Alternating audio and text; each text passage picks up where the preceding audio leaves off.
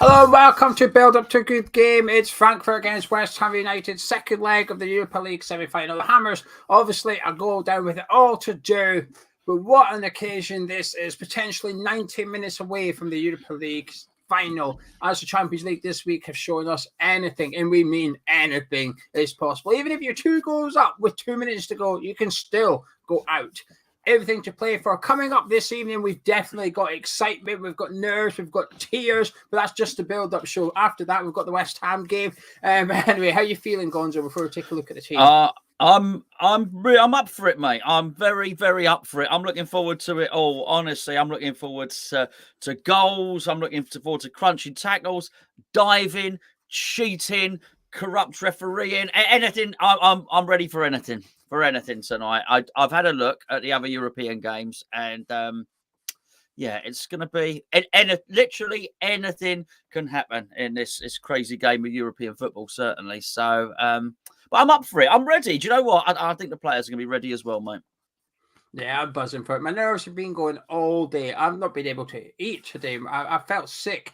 I said to Gonzo this morning, I'm genuinely questioning this morning if I actually had some sort of flu or something because I felt that sick.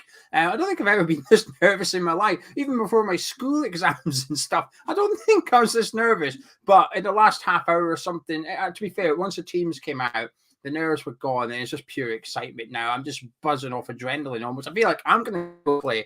Anyway, let's take a look at the team that will be playing for West Ham this evening. It is predictable, but it's what we wanted to see. It's Areola in goal with a back four of Vladimir Coufal at right back. Kurt Zouma partners Craig Dawson at the heart of defence with Alex Creswell left back. Declan Rice partners Thomas Souček in the middle of the pitch. Antonio's up front, Bowen's on the right, Lanzini and Fornals, we don't know where they'll be. They might be in the 10, they might be centre mid, but one of them will be on the left anyway. But there's your West Ham starting 11 for the semi-final against Frankfurt. What do you think, Gonzo?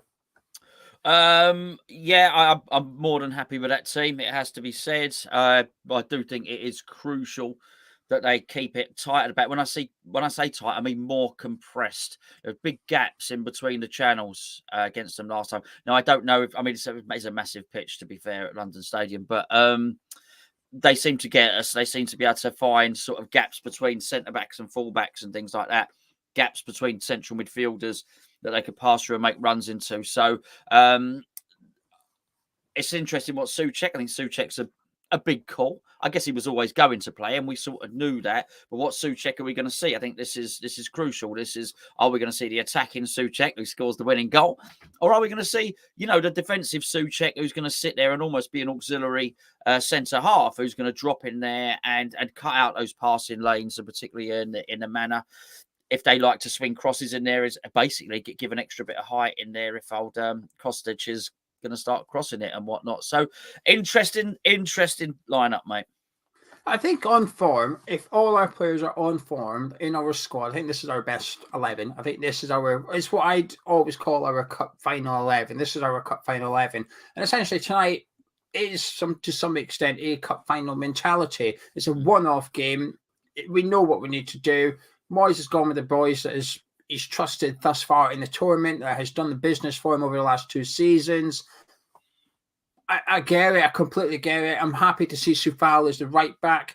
I get why he's picked the players he's picked. I get why he's picked Lanzini and Fornals over Said Benrahma, and sort of, against Sevilla in the second leg, we started Said Benrahma, didn't we? We went with that attacking option. I get why he hasn't this time round. I fully understand what Moyes has done. I would have slightly tweaked it myself, but it doesn't really matter what I think. It's a good start 11. If we show up, that is a fantastic West Ham United team. We know what we can do. We know what they're capable of. And we only saw it 2 or 3 weeks ago in Lyon. They all turned up. They were all counted. They all performed. And we got the job done. Not only did we get the job done, we've done the business. 3-0. It was one of the best performances we've seen from West Ham in a long, long time. So the Lyon performance shows that you can ignore league form to some extent when you come into a game like this occasion tonight. And a lot of those players have good experience. Souček, Rice, Zouma, they all have big experience in big games. Lanzini's played alongside Messi. I'm pretty sure he's all right playing tonight. Areola's played Champions League football before. Coufal's played Champions League football before. plenty of experience among these boys. I expect them to rise to this occasion. So there's your West Ham team. Let's take a quick look at the bench. It's a big bench, lots of players. We've got Fabianski and Randolph. We've also got Elise, Johnson, Masuaku, Fredericks, Diop, Noble, Kral, Vlasic, Benrahma, and Andre Yarmolenko. Pretty much everybody that's available. Yeah. He's not going to bring any of them on anyway. No, he might make a sub or two. If obviously goes to extended time, then we're going to we may well see one or two of them. Elise on for the journey as well. Give him a bit of experience of travelling to a massive away game in Europe. Really, it is the players bench schmench as far as I'm concerned. Geo, it is the starting 11 that has perked up and grabbed my attention. That's for sure, and I do feel that's obviously there's people within that who are going to have to really stand up and perform now. And I would actually look at. I think you've got players that you haven't got too many worries about. I think certainly Zuma, Rice, Bowen, and excuse me if I've forgotten anyone else. Even Areola, to that extent, he's been part of a World Cup winning squad and whatnot.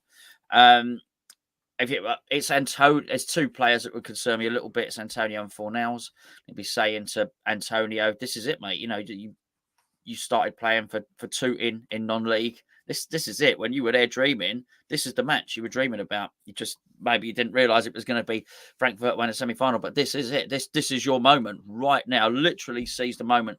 And I'll be saying to Fornals as well, just please, we know everything that you can do well. Please get your basic stuff right, though.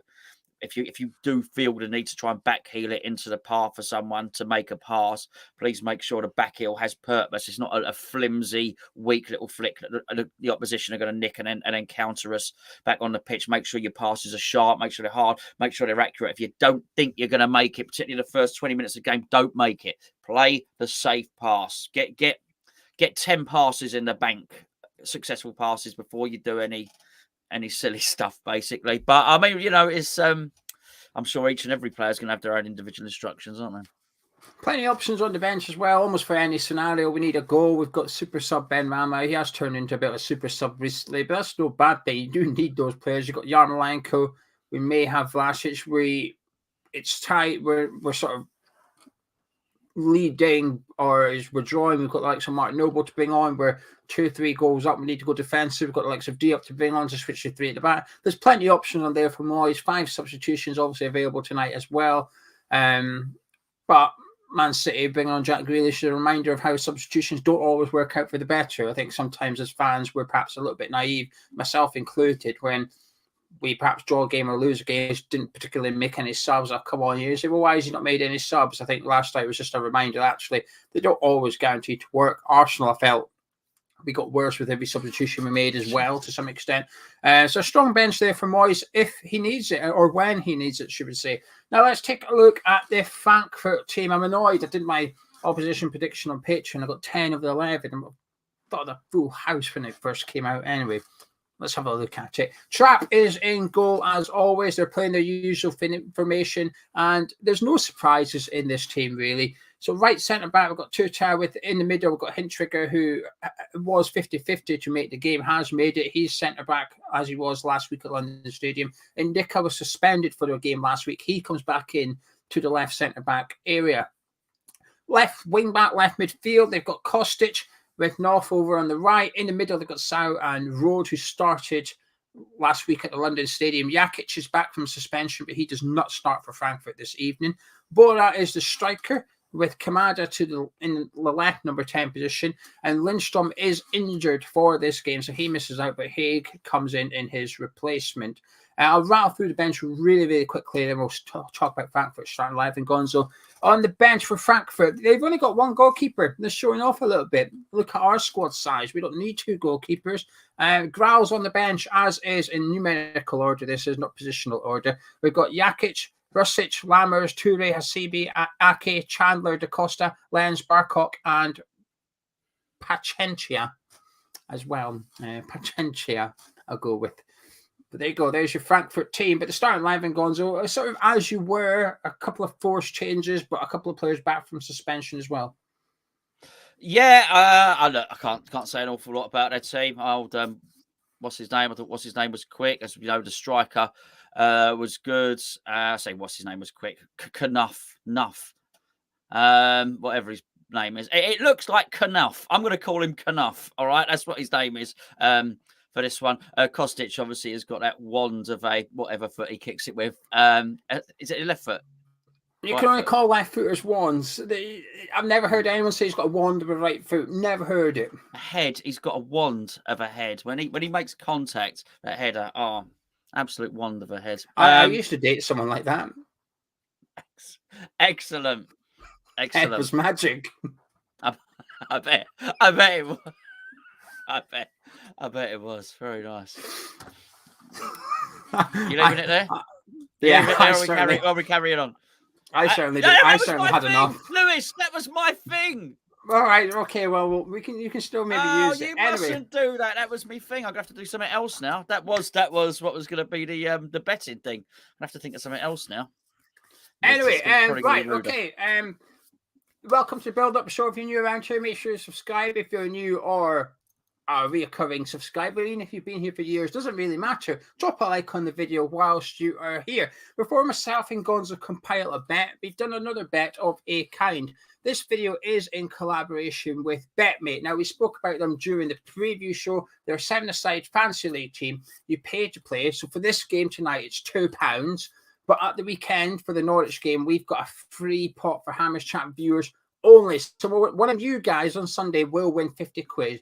But if you want to play along tonight, it does cost £2. The link to the app is in the description below. So get downloaded. You can join up and then you can get there's a free game you can enter without depositing any money. And you can enter our game on Sunday without depositing any money. But if you wish to play tonight, it does cost £2. But the winner gets 50 quid. It's the usual fantasy league goal scoring points plus a couple of tweaks, so people are doing tackles and interceptions pick up points as well. Now in the preview you saw my team, so tonight we're going to have a look at Gonzo's team. Gonzo, this is your team. You've gone for Ariel and goal, you've gone for Big Craig Dawson, you've gone for Leipzig's Angelino at the back, two midfielders, strong choices, I have to admit. Nkunku of Leipzig and Declan Rice of West Ham. And up front, you've gone for Antonio and Poulsen. Now, I think you might have to go and have a look and make sure Poulsen's starting. But that's your team. You confident? Of course I'm confident. I'm going to win. I'll pay me £2. I'm going to win the 50 quid. It's as simple as that, really. How can you beat a team like that? Look, you've got Dawson, who's going to score the winner tonight. You've got Angelino, is the second best player in the whole Europos Cupos this season for assists, may I say. You've got Nkunku, who's just good, scored at the weekend, actually, funny enough, I believe. Declan Rice, who's the best player in the whole tournament. And was it Antonio? I think I said Antonio, who's going to hit form again today, and Poulsen is just really tall. You've not got too different a team from me. Just we'll see. Interesting to see who wins like me and you. If you want to get involved, it's using both semi-finals. Obviously, you have to pick a team combined of both. You're only like 4 players from any one team in particular. Links in description. Get involved. See if you can beat me and Gonzo. But you definitely have to get involved on Sunday though. But now we're going to go on our bet 365. Me and Gonzo are going to compile a little bet, and if this wins, we're going to give one of you the money. What you fancying tonight, Gonzo? I think we win in normal time. We go through in normal time. Is that what you're saying? Well, we have to win to go through, right? Don't we? Okay, right. So we'll do win. Do you think we'll also qualify for the final? Yeah, absolutely. Okay, we're going to the final. We're going. David Moyes, he knows I need an early night, so he's not going to stretch it out. Anything else you fancy? Yeah, absolutely. Dawson's going to score as well, or Antonio, one of them, probably both of them. Everyone's going to score.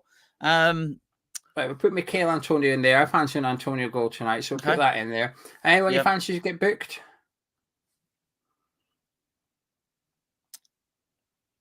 Cresswell. Yeah, okay, we'll go with that. That'll do. That gives us 100. I know. Do you know something, Gonzo? Because it's a Europa League semi-final. Oh no, no. What? I don't know. You're gonna up the stakes. You're gonna ratchet it up. I've doubled it. We put a tenner on. 230 quid. Oh, £230. If this bet wins, we're going to give someone £230. What will need to happen? West Ham must win in 90 minutes. We kind of need to do that anyway to qualify, but West Ham must reach the final of the Europa League, so we have to go through tonight. Michail Antonio has to score a goal in 90 minutes, not extra time. In 90 minutes, Michail Antonio must score, and Aaron Creswell has to get booked in 90 minutes as well. If all those three things happen, we'll give one of you guys £230. Gonzo, to enter, please, in the live chat, put the following phrase. It's a play on two names. They are Frankfurt's names, and it's a bit naughty, but it's I Road and Dickia.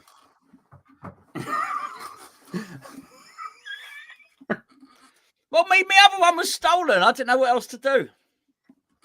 I Road and Dickia. Get that into the live chat. And yeah, that bet wins. We'll give one of you the £230 cash. You deserve it. Right. You deserve £230 just for daring to write it on the internet. I can't believe I actually said it. Oh, there you go. That's it there. He's missed the apostrophe, but we'll let him off. There we go. He's got the apostrophe, but no capitals.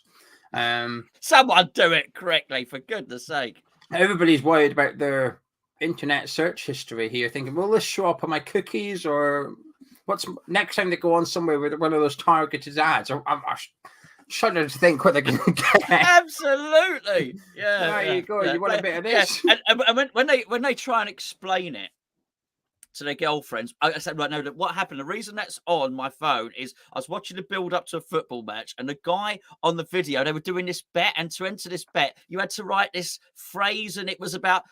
Can you imagine trying to come up with that excuse? I'd say that's utter nonsense. What have you been searching? What have you been Googling? People's auto correct's now going to change it. Someone's going to try and send a flirty text to their missus later, and it's going to change it to Dicka. Can't wait to have you sat on my Indica. And she's like, "You're what?" So I've gone all exotic. Brilliant. Anyway, you've seen the lineups, Gonzo. How you feeling now? I doubt you're feeling much different. It's what we expected from Moyes, and it's what we expected from Frankfurt as well, really. Yeah, this is. It almost doesn't matter the teams. I'll tell you what it is a miracle, by the way, that we have got this far into the season. And as you say, this probably is our best team. Give or take an Angelo Ogbonna, right? This is probably our best team. To get to this point, this is what you want to be able to play these players. Now, that's a very different argument as to whether they're tired or not.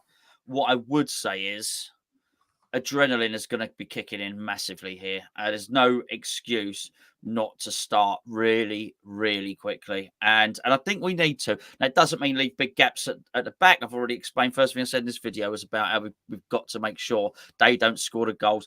They started so quickly. Frankfurt set the tone for this time with the goal. They killed. They killed our momentum. They killed our game plan. I think that's one of the main reasons why David Moyes has been grumpy for the past 2 weeks. Bless you. And I think it's really imperative that we start quickly. And doesn't necessarily mean we'll score a goal in the first minute or two, but let's put pressure on them. Let's get them on the back foot almost immediately. Yeah, I agree with what you're saying, but I don't think we'll come flying out the traps. I think what we'll see is very much what we saw in Lyon and in Sevilla, where we pose a threat, but we don't quite throw the kitchen sink at them yet, because obviously we got to go down first. It becomes incredibly difficult to get back into this tie. We've got to score 2 just to equalise. That would be hard, but we need the first goal tonight. So I imagine we're going to have a bit of a gently approach from David Moyes, which is let's get forward and we'll just play our usual game, because if we do play our usual game, we can beat Frankfurt in over 90 minutes. We were unlucky I'm still adamant we were unlucky last week. While I don't think we were playing our best football, while I think the atmosphere was quite quiet for a semi-final, we hit the woodwork 3 times. We come away and I felt a little bit hard done by to lose that game, and I think Moyes will as well.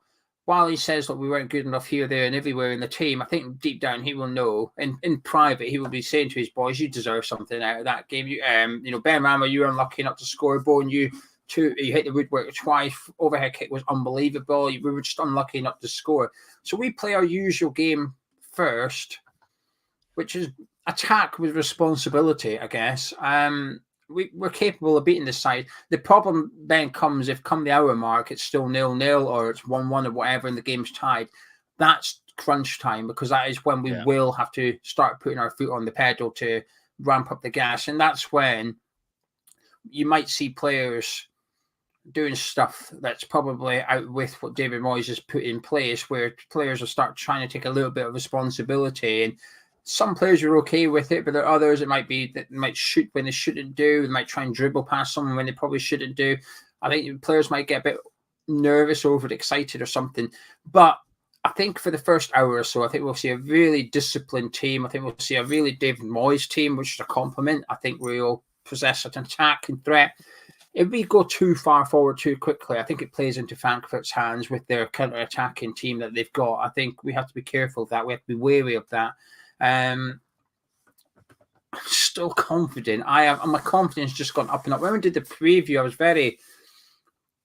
my head kept saying we weren't going to do it, and it still is to some extent, but my heart's taking over well and truly today. I'm now like running around the house like Sparta, like, oh, we're going to win. I said, when I was speaking earlier, I said, oh, I don't have any videos to do during the week. Like, there's no matches next week. The week after, we've got the Europa League final. So, yeah, if you get there. I said, no.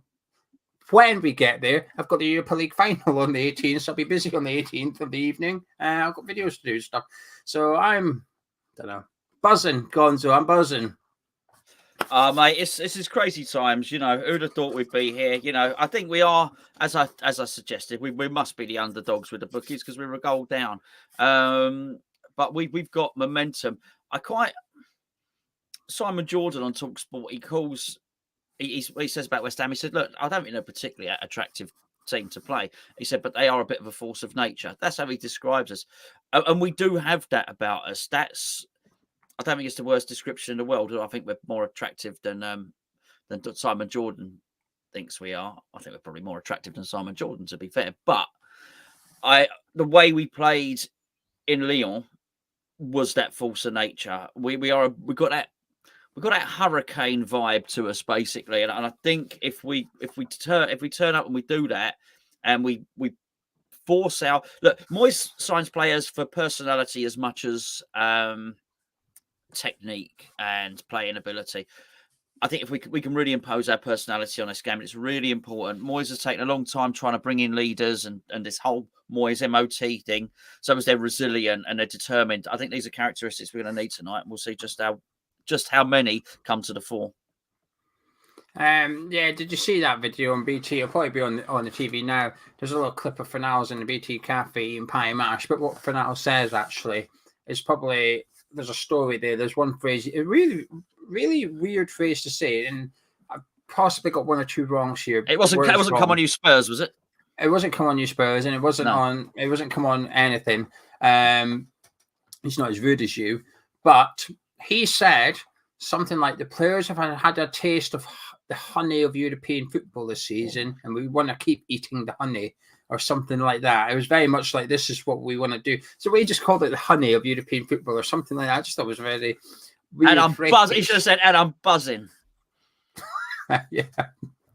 That's good. That's a good one. I'll give you that one. Right. Anyway, you guys in the live chat, let's get your thoughts into the live chat. It can be about the West Ham team, the Frankfurt team, how you see the game going, the occasion, because this is just a ridiculous night for West Ham United. Second leg, the semi-final of the Europa League, and we're still in it. We're still in it. Yes, they are the favourites. I think that might play into our hands a little bit. Puts pressure on Moyes to go and attack. I actually think, in a weird way, it's easier for Moyes to come up with a game plan, a goal down, than it is level. I think if you're a goal up, you know what to do. Go there with a bit of a defensive setup, counter-attack football. You go there, go down, you know you've got to go and attack. But if we went over there at 0-0, it's a bit, what do we do? Do we wait and see what they do? Do we attack? Whatever. I think it becomes a little bit cautious. So I think it possibly helps us.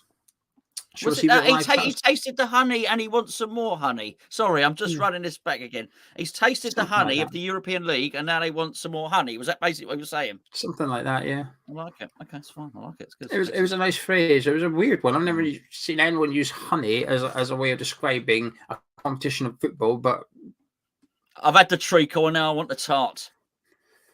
Oh, for dear God. Right, let's see what they're all saying in the live chat. Michael says we'll do exactly what we need to do. Okay. Michael's basically saying we're going to win 7-0 and we're going to have 5 goals before halftime. He's tasting the honey, Michael. Kleck says, I've told the boss I'm coming in hungover tomorrow if we win, or I'm not coming in. I've got an understanding boss. Clearly an understanding boss, yeah. Yeah. Tears are guaranteed tonight. Tears are guaranteed. You're either crying of happiness because you're in the final, or you're crying because you're out there, Europa League semi-final, you ain't going to the final. It's one of the two. You're crying. Joe's bricking it, but he's feeling a good win just as long as we get the first goal. Michael thinks Fredericks and Ben Rama should have started instead of Lanzini and Fornals. Well, Ben Rama was very good against them when he came on last time. Rywis says, nervous, but reckon we can do this. Knocked out the favourites. We can knock out Frankfurt. Yeah. Hughes. We've knocked one out. We can definitely knock another one out. You heard it here first. A hero is incoming. Well, a hero is incoming if you can knock out 2 in one go. Vlasic is to be that man. Oh. I don't think he'd bring him on, would he? Be interesting. I'll tell you what. Russell had a dream that we won 3-0. Really? I don't know what my dream was last night, but it was not about West Ham. I had a dream I worked at a petrol station. Nothing happened. I was just serving people. I don't know what it was all about. It wasn't nothing to do with West Ham. Boring dream, really. Anyway, Steve saying, great build-up show. We can do this. Thank you very much, Steve. Elbow says Antonio is going to be the most beast he's ever been. Dan Broadsworth, though, says we're going to need to score at least 3 to win. He might be right. He might be right. He might be right. Because they're going to score, so we need to score 3. I'll make him right. Yeah, that's to go through in 90 minutes. I would possibly agree with that, but not to win the match. And then I'm with Dan Broadsword. I like him, yeah. Wayne says this game could be decided on tactics and luck rather than performance. Also, the referee can make or break this game. Yeah, the ref is key here, really key. Harvey's and Dicka's getting a bit stiff thinking about the final. Steady, I'm not there yet. Scott says if our team are on it and our attackers can click, then we can win this in normal time. Hammer says a big advantage and momentum boost if we get the first goal. Fraser says still can't believe that we are where we are. Whatever happens, it's been a journey. Darren says we need technical ability on the ball. It's not what we're great at. Well, Thomas says he doesn't want to get carried away, but their terrible home form gives them hope. Yes. 6 games at home without a win for Frankfurt going into this one. Yeah, absolutely. It's a great point. That and the referee thing as well. Yeah, this is and what Broadsword said about having to score 3 times. Yeah. Dean says, what alcohol would you recommend? White spirit. Lots of it. It might not. Actually, it's methylated spirit, is it? Not white spirit. Actually, don't. By the way, I'm not. That's a joke. That's a bad joke. A bad joke. Don't have a glass of water. Duke says, "Great soul chaps, destiny is in our hand." Chris says, his daughter's wearing a Dagenham Motors West Ham shirt for the first time. She is absolutely buzzing. Is she wearing the shirt for the first time, or is she buzzing for the first time? Just put her on normally, sitting there depressed, Well, I'm assuming she's a child, Chris. Listen, I mean, let's be fair. They're very excitable children. My daughter gets excited when she watches Peppa Pig. Not so much anymore. She's gone off it. She watches a terrible thing now. It's called iCarly. Terrible. Worse than Peppa Pig. If Chris is Mr. Bates, his daughter's Miss Bates. What's his son? No. I'm playing Chris. You've probably heard it a lot. I remember that joke. That was one of the jokes my dad told me about Ken Bates.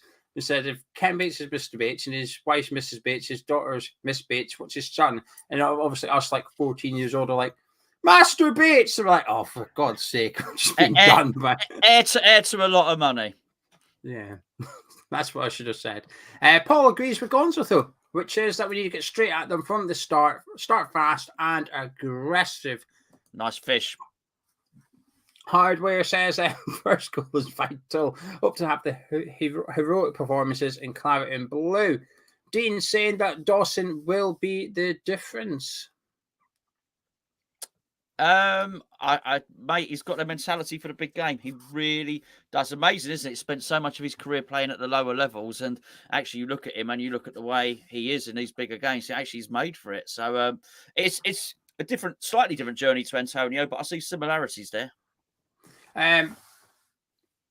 Wright says subs are going to be key. Ben Rama, maybe Vlasic could be impact players. I don't think any of our subscribers are playing tonight. Do you? No, they'd love to. They all seem too nervous to play, to be honest with you. But they're all waiting for the 230 quid. I'm nervous.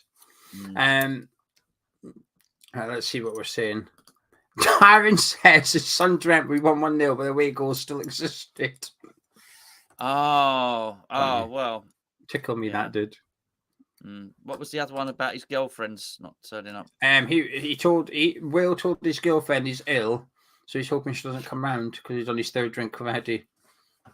But she's going to rumble. Well, she must know you're a West Ham fan. Honestly, she's not going to fall for that at all. Deary, mate, you're in trouble, mate. I'm sorry on this. Which makes it worse. This historic night, you're in trouble. That makes it worse. If she knows how important tonight is to him as a West Ham fan, she still turns up. That's worse. That's get the hint, love.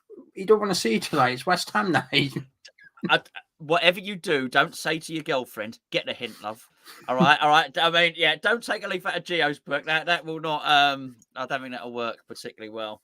Say, I'm so glad you've come to join me to watch this historic night of football on the television. I've been thoroughly looking forward to this all day.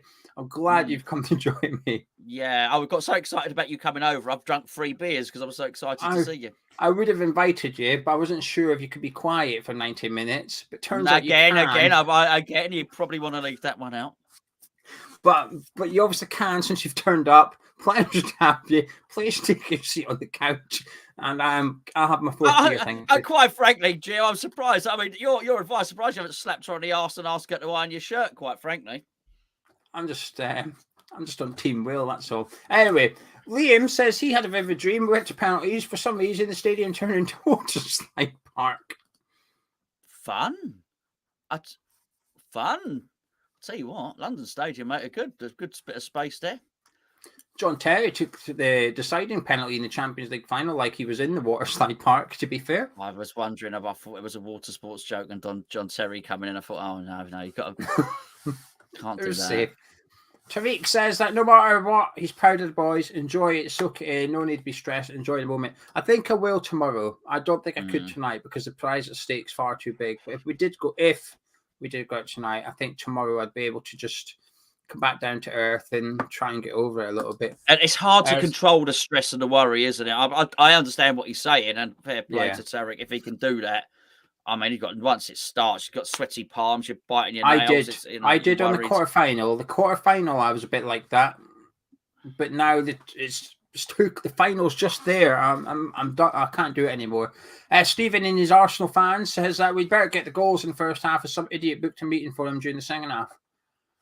Oh, I heard you got COVID, Stephen. Don't think you should turn up for that meeting if you're asking me. If you want, Stephen, let us know. I might still have a picture of my positive positive test. Yes, I'll send you a picture of my positive LFT test if you want. You can use that. I don't mind. There you go. So it's a community, West Ham community. Everyone, imagine everyone. How many people in the chat? Look, 938 people right in the chat. 938 people all producing your test tomorrow. Kleck says that there's going to be loads of babies in 9 months' time if West Ham win tonight. Well, I'll tell you what. Unless Will, I was going to say, pulls his finger out. That's the wrong turn of phrase. Certainly, I'll tell you what. Will needs to do a little bit of grovelling. Otherwise, 9 months there'll be no little Will. No, definitely not be little Will. Fair play, Chris. Thank you for taking it in the right way it was meant. I appreciate that. I like somebody that can just have a sense of humor.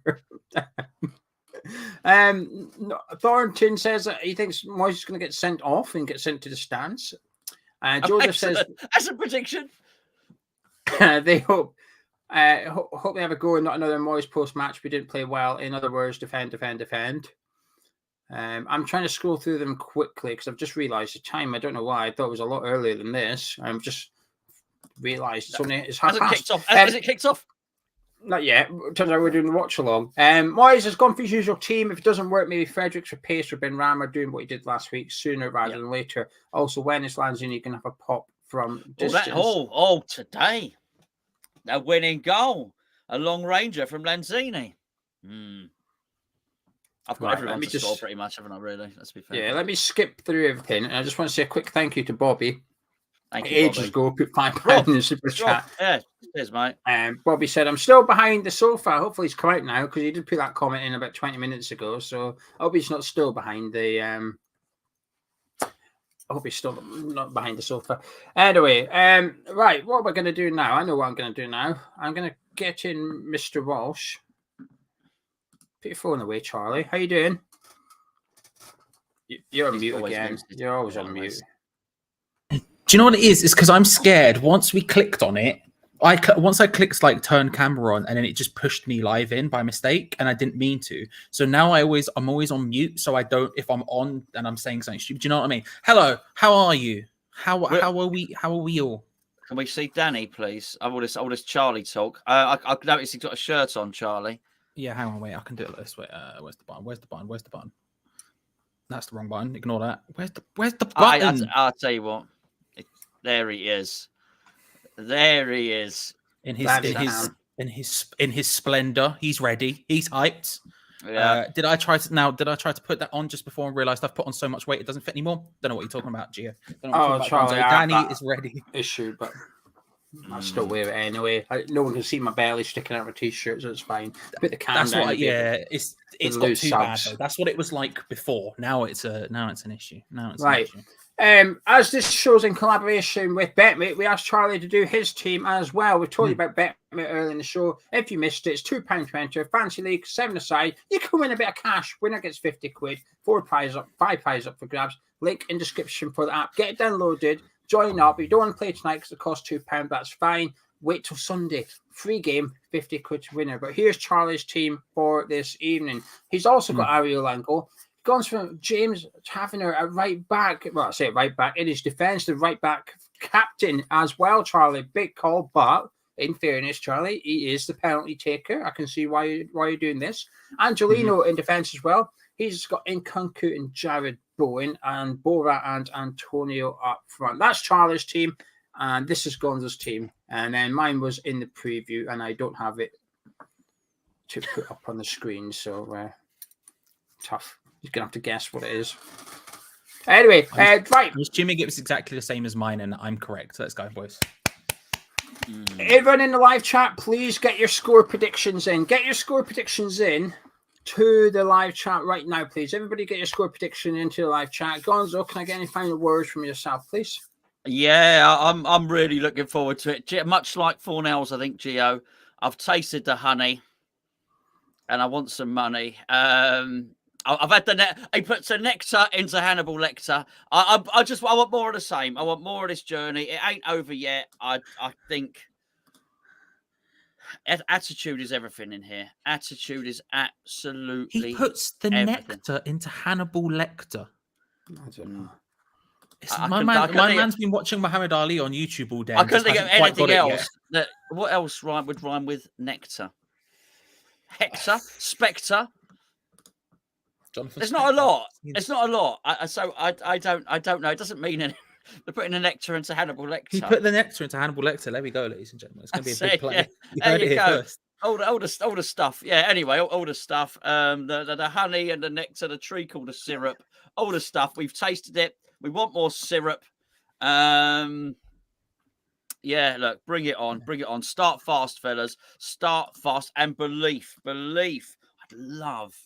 I'd pay cash to hear the dressing room talk, the team talk before they go out. I'd pay cash. We can do it. Don't ask me about score. I know you can ask me about score. I don't know. We can do it. Well, no, you don't know. I'm not asking for what it is. I'm asking for your score prediction. Did I not say it in the preview? What did I say? You said 3-1. 3-1. 3-1. 3-1 it is. 3-1 it is, which sees us through. Yes, 3-1. That's a good. Whoever said that. Good idea. I think the boys have got to go out there and put on the performance of their lives. The question is, do I have confidence? Yeah, I do. I saw an interesting comment earlier. Someone said, what we are guaranteed tonight is Declan Rice will turn up, Jared Bowen will turn up, Dawson and Zuma will turn up. It's a question of if the other ones turn up, we win. And that was pretty much it. It almost, I felt like it's true. It's not necessarily a dig at other players. What it's saying is these boys will turn up. They turn up every week, but the rest of you do, we win tonight. It's as simple as that, really. I think we're going to do it. And during the week, I was thinking it was going to be a draw in 90 minutes and therefore we go out because it will be a tough game. Frankfurt are a good team. They will be organised. They will be hard to break down and to beat. I think Arsenal have given them a little bit of an insight into how to defend a lead against us as well, with going for a low block defence. They are good on the counter-attack, but can't get away from the fact that we hit the woodwork 3 times last week. We were just unlucky not to score more than one. We will score tonight. They will score tonight, I think. It's just a case of we have to win in 90 minutes. And minimum, we take it to extra time. And I think it almost starts again. Once you get to extra time, it's its own little match again. It's like, come on then, 30 minutes, let's go. What have you got? Looking at the bench, I don't think there's much between the teams on the bench. I think when you looked at the Lyon one, perhaps, and Sevilla one, you thought, oh, they've got some top players on that bench ready to come on if they need to. I don't get that vibe with Frankfurt. Look at that Frankfurt bench. I think, actually, when you get this to extra time, I don't see any game changers on there for you. I mean, famous last words and all, but I'm willing to say it. Don't see anyone on there that's going to come on and win it for them. You may not think that about the West Ham bench, but what I'm saying is we're no worse off than the Frankfurt bench. It's minimum equal. I'm looking forward to tonight. It's going to be a massive match, massive occasion. And I'm going to say 2-1 West Ham in 90 minutes. I'm going to say we do it in extra time and we'll win 3-1 after extra time. Anyway, Charlie, myself and Gonzo are going to disappear. And we're going to leave it with you, my friend. So have fun. Best of luck. Good luck, Charlie. And Danny. I'll be back at half time. Okay, cool. Thank you, Geo. Thank you, Gonzo. I will see you both at half time.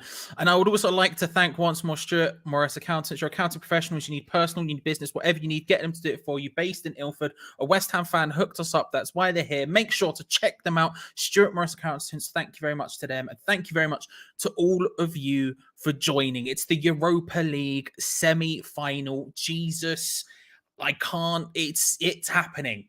It is happening. Second leg, and I want to start, as we always do, with a scale of 1 to 10. 1 being the least confident possible, 10 being the most confident possible. How confident are you of West Ham getting to the Europa League final? Random, why you do that? Good to see you all. I hope you're well. Hope you're all vibing. Hope you're all having a grand old time. Come on, you hands, indeed. Let's go. Danny DeVito's quality in One Flew Over the Cuckoo's Nest. I feel like I'm being trolled here, but shout out Danny. He's hyped. As you all lob in those numbers, let's just take one last quick look of the two teams. The two teams. That was the button I didn't mean to press. I meant to press this one, but shout out to Danny nevertheless. West Ham lineup as such. Areola in goal. Kufau, Zuma, Dawson, Cresswell in defense from right to left. Rice and Souček as a double pivot in midfield. From right to left again, you have Bowens, Lanzini, and Fornals. Probably, I would suspect, unless Lanzini goes out on the left, but I suspect it will be Fornals. With Mikhail Antonio up front. Bench of Fabianski, Randolph, Elise, Johnson, Masuaku, Fredericks, Diop, Noble, Krau, Vlasic, Ben Rama, and Yarmolenko. Easy peasy, says English. Love that. It's all about Matilda. Mate, great film. Dave, good to see you. Hope you're well. Jeff's lobbing in a 5. Good luck to you, Charlie, and West Ham. I can see Frankfurt could be overconfident. I think there's more. I genuinely think there's more pressure on Frankfurt tonight than there are on us, which is a good thing. But thank you, Ollie. I appreciate that. 5, first time I've been pessimistic and optimistic at the same time, says Wayne. I can respect that, sir. I can fully respect that. 6.4, love that. I'm 100% confident that Charlie Walsh is an absolute stud. Strongly disagree, Jeffrey, but I'll take it nevertheless. Thank you very much. Thank you. It's just wrong, but I'm confidently crapping myself. I respect that. Biggest night of your life, biggest Hammers Chat night of my life. Listen, well, look, it is what it is. So it is what it is. Do you know what I mean? 5.5, 8. Good to see you. I think that's probably my chair. To be fair, it squeaks a lot. It's very broken and very old. This chess, I say very old, it's very broken. 5, hit that like button if you haven't already, ladies and gentlemen. Big night tonight. We're going to fly past the target, but we'll get onto that. 7, 10, we're getting that final spot. Love that. 8, 5.5, 8, 10, 5, 9.5, 6.9, nice 6, 6.9. Shout out. 8 says Mr. Ames. Loving the confidence levels. 9, 8, 7. AS, hope you're well, bro. Hope you're well. 2, 8, 2, 5. Fair enough. Fair enough. I can see the nerves. 8, Louis Bishop's loving you there. 10. Tell you what, there's more confidence than I would have potentially expected. I don't know. Let's look at the Frankfurt team. The Frankfurt team is as such trapped in goal. We then have a back 3 of, give me a second, it is Tuta, Hinteregger, and Ndika from right to left. We then have Nolf, I can never pronounce it, at right, on the right wing back, and Kostic at left wing back with So and Rode in between them, with Haug and Kamada behind Boré. The bench. Grau, Jakic, Hrist, Lammers, Torre, Hasby, Aka, the Friends character Chandler, Da Costa, Lenz, Barcock, and Panacea. Those are the 2 teams. Those are the 2 lineups. And I can't lie, I'm feeling it. I'm vibing it. We can score goals and we have our best defense. That's a great point, Paper Rocks. That's an excellent point. I'm begging you recreate Antonio's cut celebration with DeVito if we win. I probably will end up doing that. I'm a bit concerned because I'm wearing my pajama bottoms underneath and they are flesh colored, so it will look quite wrong for a second, but we'll get there. 8 out of 10 confidence levels. 10. Did you get your chair? Still no, miss. Aim, still no. You can hear the squeaky chair, the Simpsons pillow are here to try and make it halfway dealable. Thornton. Gonzo thought, I don't know if it's true or not. Again, I think it was mine. Thank you very much for the £2 in the full-time fund. I'll be lobbing that in the tracker at the top in a second. DeVito pop onto a sofa. You know, comes out just all hot. He's trying to hear what's going on. Can't hear it. Just what a scene that is, by the way. 7.5. Master Bates says 8. Love that, Chris. Big plays. 5, but after a few drinks, 10, 9. Love that. I'll tell you what, there's a fair bit of confidence. We've got 7, 9, 7.5. Varies between a 9 and a 3. I can respect that. 3, 7.5. 100 Mr. Watts, Duke. Love that. 7, 5. Jake, put an A in the middle of those words and you are correct, but still. 8. We're getting a lot of questions about the bells. I have to admit, there are no bells. I went again yesterday and there were no bells, and I haven't had the time to go today. And then I did get a bunch of oranges, right? And I thought that will at least be something. And then I went to have an orange later. They were literally rotten. So we have nothing. Today. It's the boys just have to go out there and do their thing. And I'm relatively confident of it. I'll take that. It's more of like a George in the Jungle situation, but I'll take that. It's a mad day today. It's a mad day. And if you want to watch the match and you don't have a way of watching it, remember there are ways you can do it. If you scroll down into the description below and you see that bit called join our Discord, it's completely free to join. Lovely West Ham House Chat community fans. All clubs are welcome. But more importantly, if you scroll down on the left-hand side, there's a bit called stream links, and you will find there just before kickoff what you are looking for. I will also remind you at this point that it's the beginning of the month, which means it's the best time of the month to sign up to patreon.com/Hammers Chat. Tons of extra stuff in there. The best way to support Hammers Chat. You get loads of match day stuff, including the opposition preview of Geo. You get some player ratings after the match if you're looking for that kind of thing. You have the Two Spanners, One Hammer podcast, in which Michael was a guest on this week. Incredible guest, incredible dude. So make sure if you haven't already to check that out. Patreon.com/Hammers Chat, because you get charged when you join, and at the first of the month, so the earlier you do it, the more bang for your buck you get. And finally, subscribe if you haven't already. We have not missed a watch along on here since December 2020, and even then, that's the only one I've missed since the restart from COVID. Right? Even when I've had work, I've still managed to get something happening. So if you haven't already, make sure to subscribe and hit the bell notification so you don't miss out on any of the future stuff going on, watch alongs or otherwise, because remember, we'll be live all the way through till full time, in which Geo and Gonzo will be back with their review. But until then, you're with me until half time.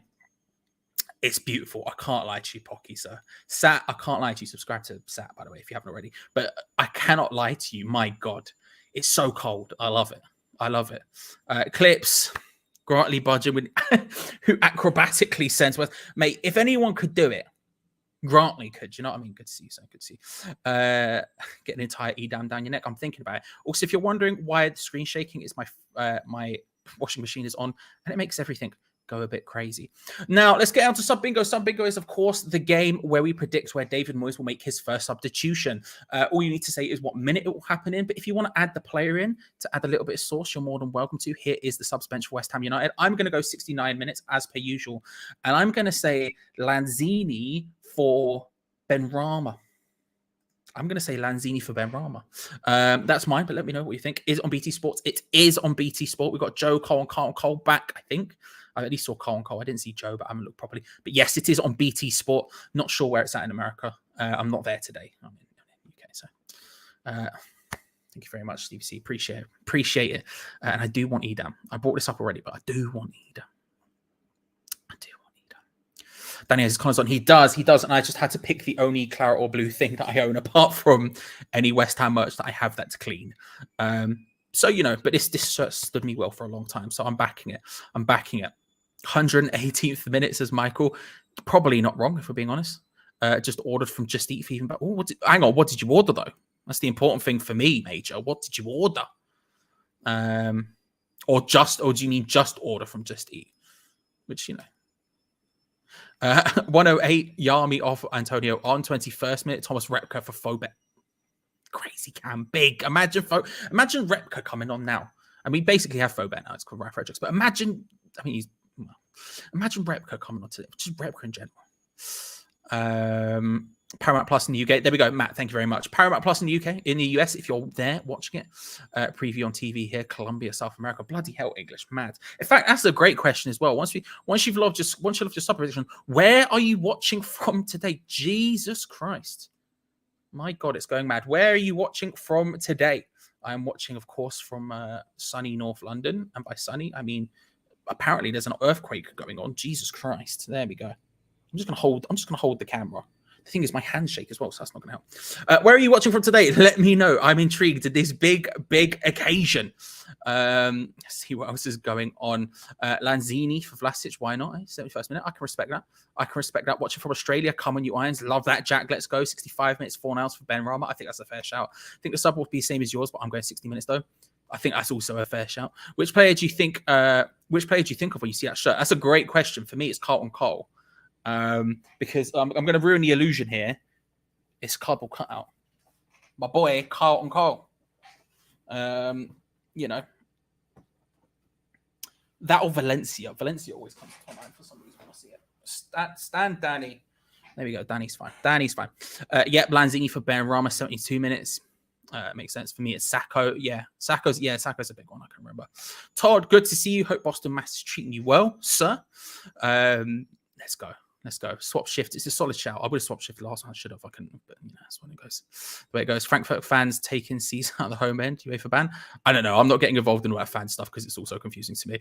78 Lanzini for Benny. Irish Tommy's coming through with a 7 minutes for the sub or 7 confidence. One way I'm like yes. 7 way I'm like. Nacho's on the go here. My mum just more. Love that.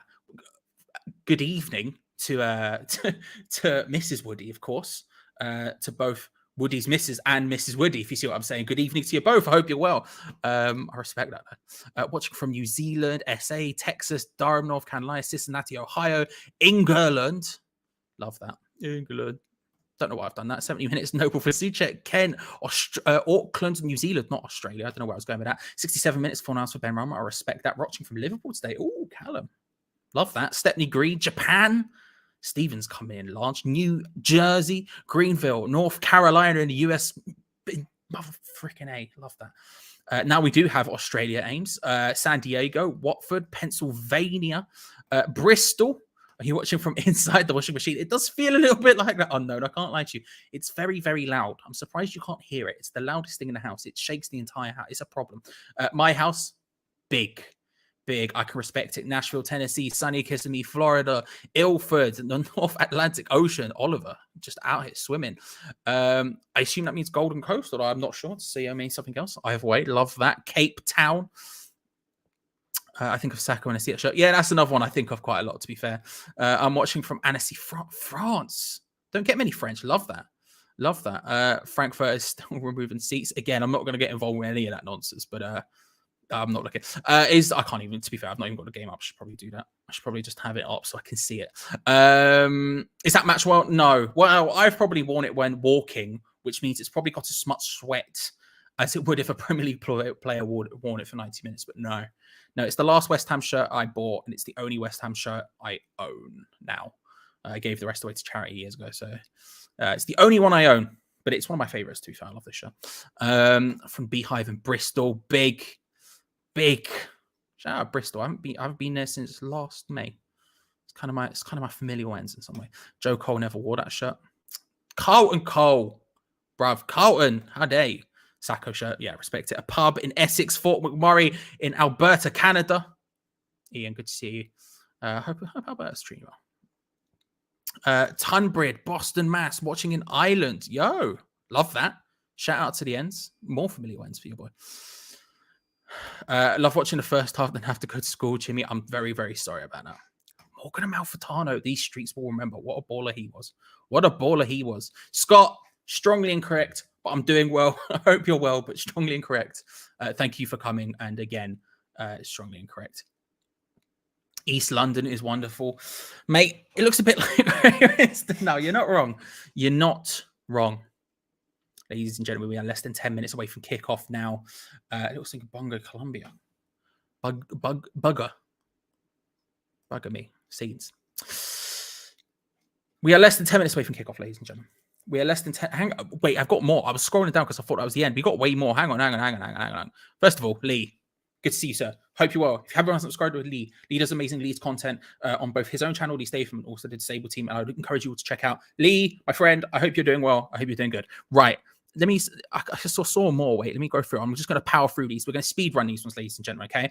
Wexford, Ireland, India, Northern Kentucky. Love that. Tommy's Martha Antonio, 65 minutes. Come on. You have to respect it. My living room, Dubai, Cloverdale, British Columbia, suburb of Vancouver. Ooh, Philip.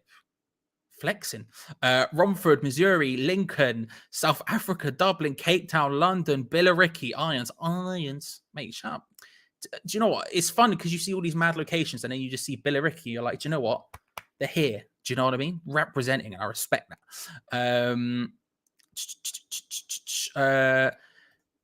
Cameron, get a haircut. No, Sunny Manchester. I do not watch that YouTuber, unfortunately. Let me know. What do they do, Louis? What do they do? Let me know. And if that is their name, I respect them immensely. I'm still Gatwick Airport Hotel. Dave, where are you flying to? Where are you flying to? Isle of Wight, Sweden, Malmo. Yes. Judas, my trustworthy friend. Tonight I'll be mostly eating roast potatoes, baby bell, melt, and orange glaze. Big. You have to do it for the both of us, my friend. You have to do it for the both of us. Keep it going. Brisbane, love that. I scored an 8-1 win for my Sunday side tonight, Charlie. Big sign we're winning 8-1. Alan, I'm feeling it now. I wasn't until that exact moment you said that, and now I can feel it coming. Do you know what I mean? It's happening. It's happening. Mexico City, Little Ilford in Yokohama. Flipping heck. Is there a strong Ilford contingent in Yokohama, Japan? Let me know. Portugal, South Carolina, Warsaw, Poland, New Zealand. Not French, Charlie, but good evening to you nonetheless. Good evening, Tony. I hope you're well. Hebden Bridge. Shout out to the Yorkshire Massive, Robbie. I hope you're well. I hope you're good. Alex Song, that's a great shout. Ian with the 20. Thank you very much, Ian. I will also be putting that in the tracker just once I got to the end of this. I want to get through everyone, but thank you very much. Is there any more? Ilford, love that. Hit the like button if you haven't already. Come on, Jason knows. In the kitchen in Newcastle. Mama, listen. I hope whatever you're making in the kitchen, I hope it bangs. Mama. Thank you very much, Raja. I appreciate it, bro. Thank you very much for watching. That's very kind of you to say. Evening. Good to see you, Mike. I hope you're well. Bristol, Kenny. Where else we got? Billericay, Torquay, Crawley, not Bournley. Watching at Stratford, big screen. Big place. Sheffield, Essex, Cape Town, Lanzarote, Canvey Island, Sweden, Forest of Dean, Hackney, big up. Aubrey, Brownsville. Let's pronounce that Booger. Thank you very much. Booger. We'll go with Booger. Addison. My God, there's so many. Dublin, Hammers, big up. Let's go. Billericay, Kent, Stoke, Middlesbrough, New Zealand. Danny DeVito's just out here doing his bits. Tenerife, vibes. Tijuana, Bradford, Luton, Manchester. Oh my God, there is so many. Salford River. Unlucky for some. Ladies and gentlemen, I'm going to keep going through these, but we are 5 minutes away from kickoff, and get your score predictions in the chat now. We are 5 minutes away from the biggest match in my memory as a West Ham fan. You can make the arguments about maybe the FA Cup final above this, but this is goddamn massive, and there's one massive team to step up to the plate. That's West Ham United. Let me know what your score predictions are in the chat while I power through the rest of these. Up north, Liverpool, Canada, Newport, Belgium, Basildon, Galston, Millwall, New York, Clacton-on-Sea, sunny Seattle, Clevedon and Bristol, shout out, Essex, Norwich, Brighton, and then we get to score predictions finally. 3-1, 3-1, 3-1, 3-1, 3-1, mad. 3-0, 2-0, 2-0. I'm in Frankfurt. Oh, Louis, big up. Big up for watching this while in Frankfurt. I hope you're having a grand old time out there. Stay safe, of course. Wapping, 3-1. Scotland, 3-1, 2-0. In fact, whoever said do a poll, Sarah said do a poll. I will do that now. Ladies and gentlemen, I'm going to put a poll in the chat. Will West Ham do it? Will West Ham make the final? Yes or no? The teams are about to come out. And I will say one more time, if you just, I'll probably say it again, that's a lie. But if you need a way to watch the game, there are definitely ways you can do it. Let's carry on looking at some of these score predictions. Where are we at? Where were we? 3-1, 3-1, 2-0. 1-1 Bournemouth, St. Albans, 3-1, 3-1, 4-2, 5-2, 5-2, 3-1, 5-1, 234-0 to the Hammers. You love to see it. 4-1, 3-1, 2-0, 2-1 after extra time. Win on pens. 2-1, 2-0 extra time. Hope you guys win. Thank you very much, my bossy. I appreciate that. Knauf, thank you very much, Roland. I appreciate that. I needed that. There are explosions going on in the home end of Frankfurt. Not something you see most of the time in the English Premier League. 3-1, 2-0. With 2Ks, 3-1. We are massive nervous. Of course, massive Charlie. You're not wrong. The scales don't lie. Right, I'm going to see it. Catch you later. Louis, enjoy yourself. 2-0 Irons. Come on, let's go. 2-1 to the mighty Irons. It's on my TV. Says Sarah, I'm loving that. 2-0. Indica is pronounced Indica. Yeah, I know people put an I after the A, but it is just Indica, sir. 2-0, Bowen double, 3-1. Noble winner. 3-1, mighty Hammers.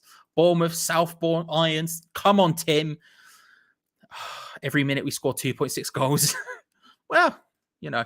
And just a quick reminder that we are enormous. We are indeed, ladies and gentlemen. Remember, if you are here just for the build-up, thank you very much for coming. Remember to come back at half-time. Gio will be here. And then come back at full-time for the match review as well, so you can get that West Ham coverage. However, if you are going off and you make sure, hey, you could stick around if you want to, because to be honest with you, we'll be live this entire game. I will be here for the entire time, talking through the match, having a conversation with all of you, because remember, this isn't just my watch-along. This isn't Hammer's chat watch-along. This is our watch-along. I do this by myself, so without you, it's nothing. So if you stick around, I am massively, massively appreciative. Once more, thank you very much to Bobby66, to Nick Thornton. I assume it's Nick. I've always thought it was Nick. I don't know why, but Thornton and Fulton McMurray, Ian for the donos into the full-time fund. I'll be lobbing them up here in just a moment. But ladies and gentlemen, we are on the edge here. It is about to happen. West Ham United versus Eintracht Frankfurt away in the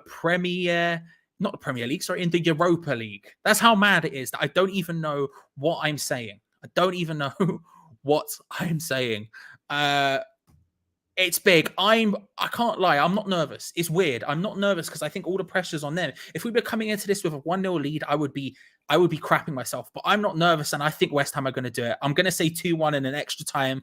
West Ham go on to do it. Let's go smash that like button, as Michael says. The goal is usually 300, but I'll say to you now, we have absolutely flown past that already. We are at 321 likes already today. 300 is usually the goal. Let's just see how far we can push it. How far we can push it. These Europa League games have been insane for the likes. So let's see how far we can push it today. But 321 already is just a huge amount. And subscribe if you haven't already. One last look at the teams. Areola, Kufal, Zuma, Dawson, Cresswell, Rice, Souček, Bowen, Lanzini, Fornals, and Antonio versus Trapp, Tuta, Hinteregger, Ndika, Knauf, Sal, Road, Kostic, Haug, Kamada, and Borre. It is West Ham United versus Eintracht Frankfurt in the semi-finals of the Europa League. I don't know how to describe just how massive this game is, apart from the fact that West Ham are in it. Frankfurt, the home side, will kick off. Kamada is the one standing over the ball. 2-1 on aggregate is where we start. A huge half to come. The players take the knee. Ladies and gentlemen, it's about to happen. We're about to start going. They get up. 13 days until the final. Can West Ham make it? And there is the whistle. And we are underway. Come on, you Irons. Deploy the boys. It's Frankfurt versus West Ham United in the Europa League semi-final. Let's go. Don't eat the orange peel. I cannot stress that. Do not do it. It's a bad shout. I'm tail heading already, bro. You're going to have a long night. That's the case. Yeah, that's the case. Watching it from my eyes. Love that, Elba. Love that. I think this is going to be a goal-scoring game. I think the worst, not the worst, I think one of the best things you can say about this game is there will be goals in it. If you looked at the team that I did for our BetMate sponsorship, you'll see that I think there's going to be goals in this. You know, it's a lot of good players going forward. And I think that part of that will be saying, you know, we spoke about the idea of the team talk and all those other sort of things in the build-up. And honestly, this is similarly to the last situation. This is one of those games where you almost don't need a team talk. This is so big that it's not necessary. Oh, Jared Bowen doing really well, taking it past like 2-3 players, sort of bouncing down, but taking it well. Oh, Decker's good to see you. The man with the pink. Listen. How are you, sir? How are you, sir? Hope you're well. Hope you're well. Just a little round for yourself. I respect that. You know, just putting it out there. Antonio's cross goes all the way over the top to Pablo Fornals on the left-hand side, who is starting on the left. That means Lanzini's in the middle. This atmosphere is mad. Cresswell managed to stink it into Ramo Lanzini. Tries to cut it back across. I think that's a corner. Corner. We'll take that. My God, the atmosphere is insane. When West Ham have the ball, it's just whistles. It's just pure whistles. The flares in the away and the explosions. It was all kicking off. It's all going mad. That tea is very cold at this point. But, you know, we move.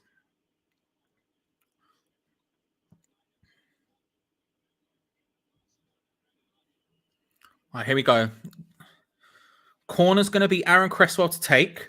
Declan Rice is in there on Trapp, as well as Antonio's hovering around as well. Dawson's in there. Zuman's in there. Souček's in there. This is what we missed in the last game. We have Fornals on the outside. We have Bone on the outside. It's whipped in. Oh, it's managed to head it down. Dawson goes for the hit. Can't quite get it. It's cleared away. It was close there. The corner wasn't that good, but we do manage to...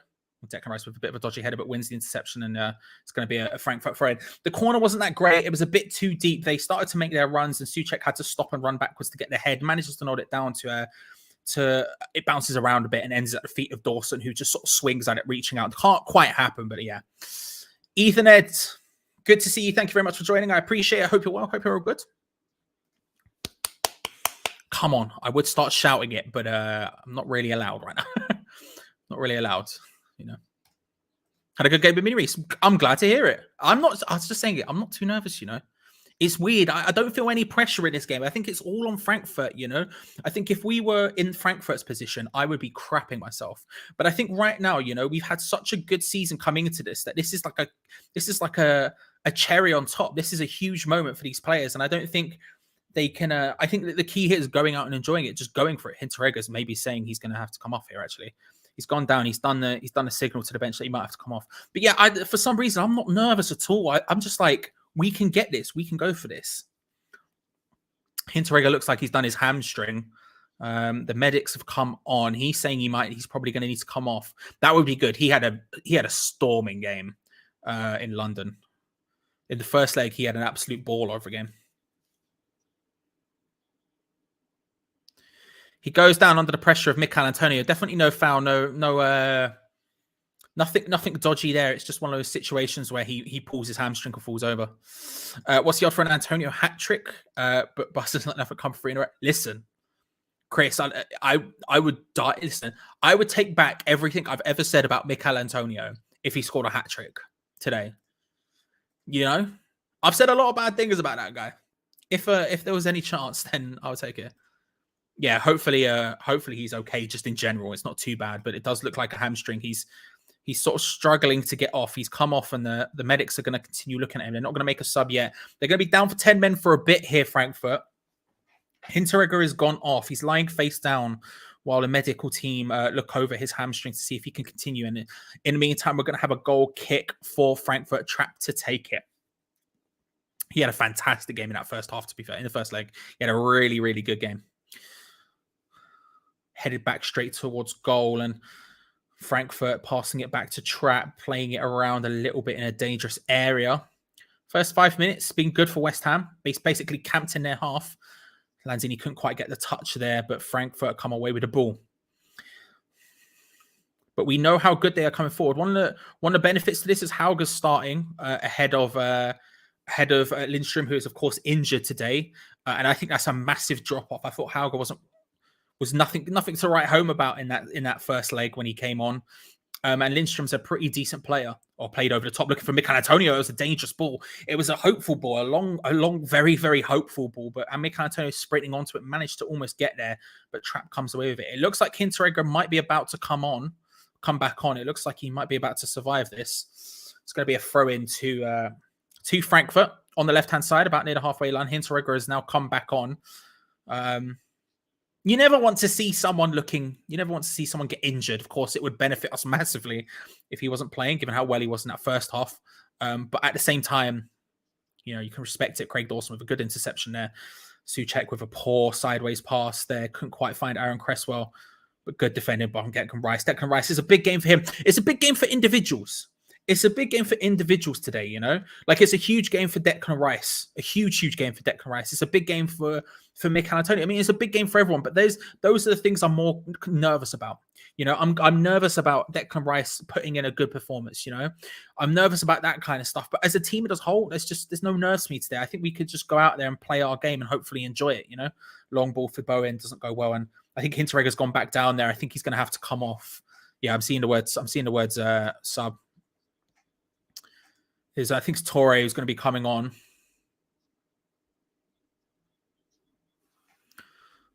I think Hinteregger looks like it's coming off. Declan Rice goes and shakes his hands. Yeah, he pulls his hamstring. He went in for a 50-50 with Mikel Antonio. He tried to sort of, and to be fair, he went up physically against Mikel Antonio. Ball was coming over the top to Mikel. He was trying to run onto the end of it. Look, Hinteregger's never going to keep up from pace. So he leans across to try and just barge him down to stop him. Ends up going down and injuring himself, trying to stop Mikel Antonio. And you could see why you would put him directly up against Mikel Antonio. The pace thing, Torre is the one who comes on and replaces him. The one that Geo and the Euro expert, when we did that video, were talking about, both spoke about how slow Hinteregger is and the idea of maybe Antonio doing him for pace, but you would want to put someone that big up against Mikel Antonio to try and physically stop him. The long throw goes straight into the hands of Trapp there. And so it's one of those things where you understand it, but he's obviously come off the worst, getting injured somehow. Somehow trying to stop him, which is kind of insane.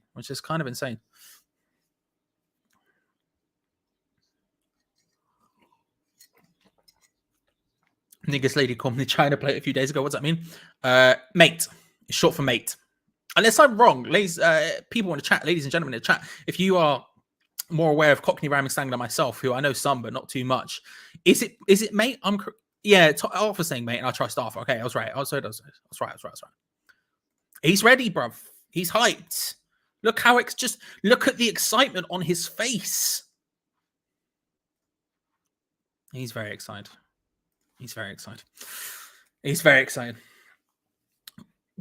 Frankfurt passing it around at the back, not really learning a lesson from pressure as West Ham pass. They seem a bit too calm to pass it around to their goalkeeper and amongst their centre backs. Trapp, to be fair, had a good game in the first leg and his distribution wasn't too bad, but they're passing around a little bit lackadaisically there, and that could be a problem. But so just having all the time and space to walk forward into Kamada. This is the first time Frankfurt have really got into our third.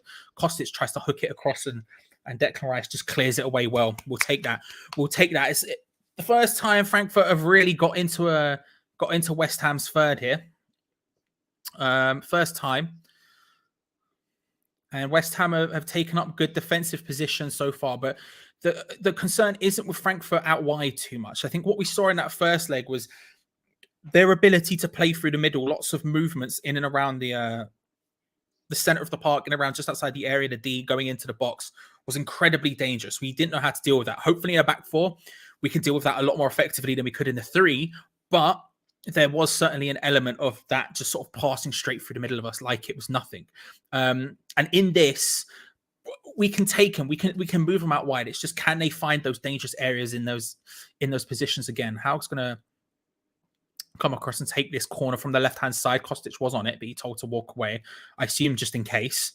But they do a short corner routine with Haug tries to whip it in way too deep, and it's going to be a West Ham goal kick. We'll take that. Like I say, we can allow them to space down the wings in the corner quadrants, which is what we're doing right in that specific moment. The first time Frankfurt have got into our final third, they're moving into those sort of areas next to the corner flag, in between the corner flag and the area. And we're kind of okay with that.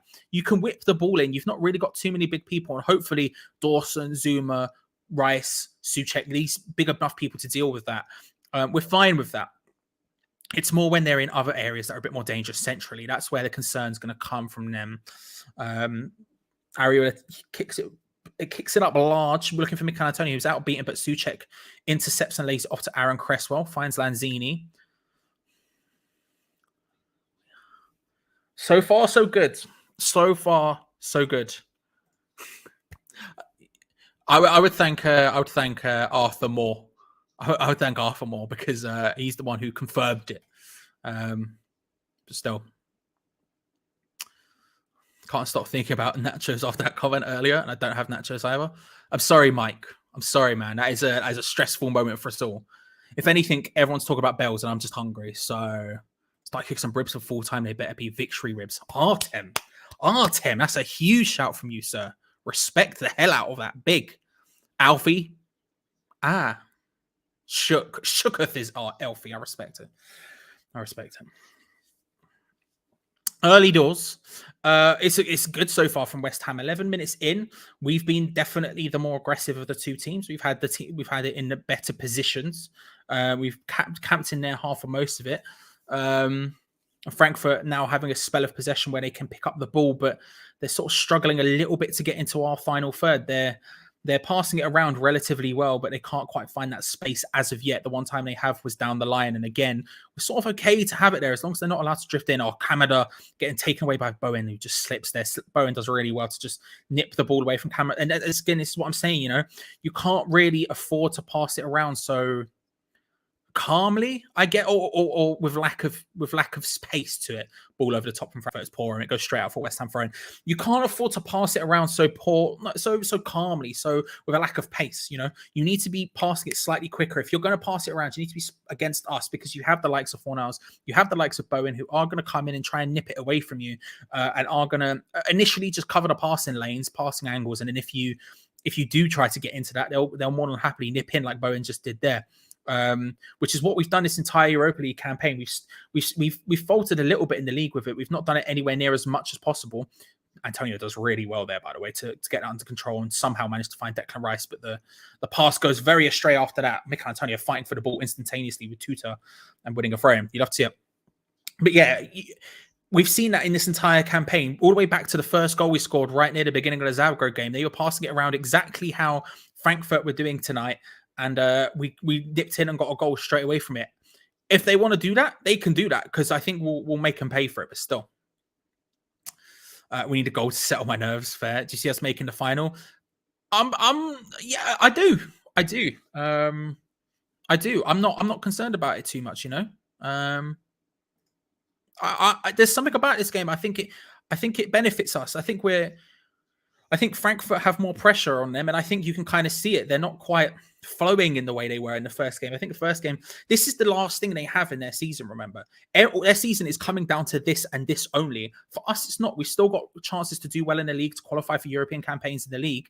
And so here, this is kind of, it's the biggest thing in our season, but it's not the only thing in our season, where it is the other way for Frankfurt. And they come into the lead, the pressure's on them to keep it going. And they're not the greatest defensive side in the world. They're not bad, but they're not Leon bad, but they're certainly not the greatest. They want an awkward pass there into the path of Bowen, but West Ham with Souček managed to get it out. And it's a ball forward from Kufal, looking for Antonio, almost gets there. And it's a West Ham throw. Good work, Mikel. Good work, Mikel. So I'm fairly confident, you know? Yeah, we do see, that's a good point, Bon. We do seem kind of confident. We do seem comfortable, you know? We're going to get a long throw, it looks like, from Kufal on the right-hand side. Right near sort of the corner quadrant, as I keep calling it. Sort of relatively near there. He's going to just lob it into the box. He does. He arrows it in. He was looking for Souček, who is just sort of stopped a little bit and connects it and then just boots it well. He's looking for Borre, who goes up against Zuma, who just deals with that very nicely. Good work, Kurt Zuma. And now West Ham recycle possession and regain possession again. This is a really good performance from West Ham in the first 15 minutes so far. We look comfortable, as Bourne said. We look the better team, if I'm being honest. I'm really happy with this first half performance so far.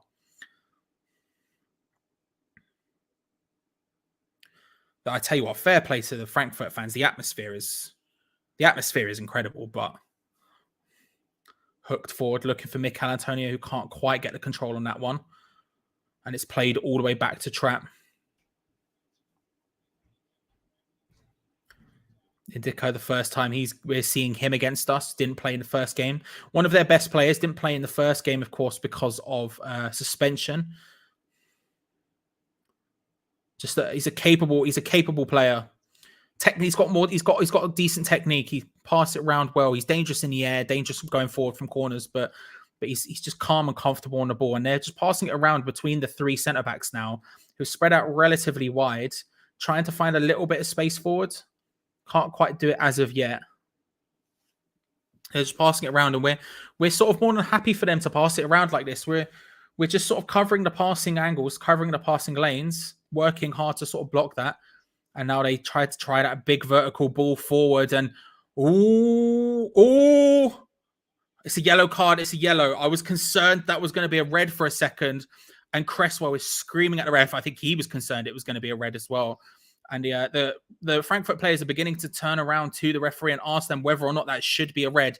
Ball over the top. It was sort of, again, looking for that aimless sort of vertical ball. Big play over the top. And Cresswell's the one who ends up battling with, I think it was, the ball over the top. He's battling for it. Cresswell, it just gets tangled up. Cresswell just trying to do anything, just arms a little bit on top of him, trying to get the thing. Hauger, the one trying to get forward, just ends up stumbling. It's awkward. It's all over the shop. It is very much a...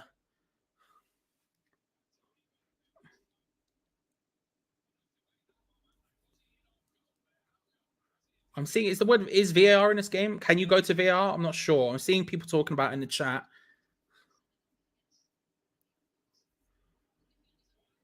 Oh, the referee is going across to it. If the referee is going across to it, you would suspect he might get sent off. You suspect he might get sent off. Because if the VAR team have gone across to the referee and said, you need to take a double look at this properly to make sure you're okay, you would suspect it's going to end up being a red card. It's very awkward from Aaron Cresswell. It's not comfortable at all. It's whether or not really you have to make the argument whether they were covering defenders. Referees looked at it. He's come back across. He's running across. Blows the whistle, says VAR. It's a red.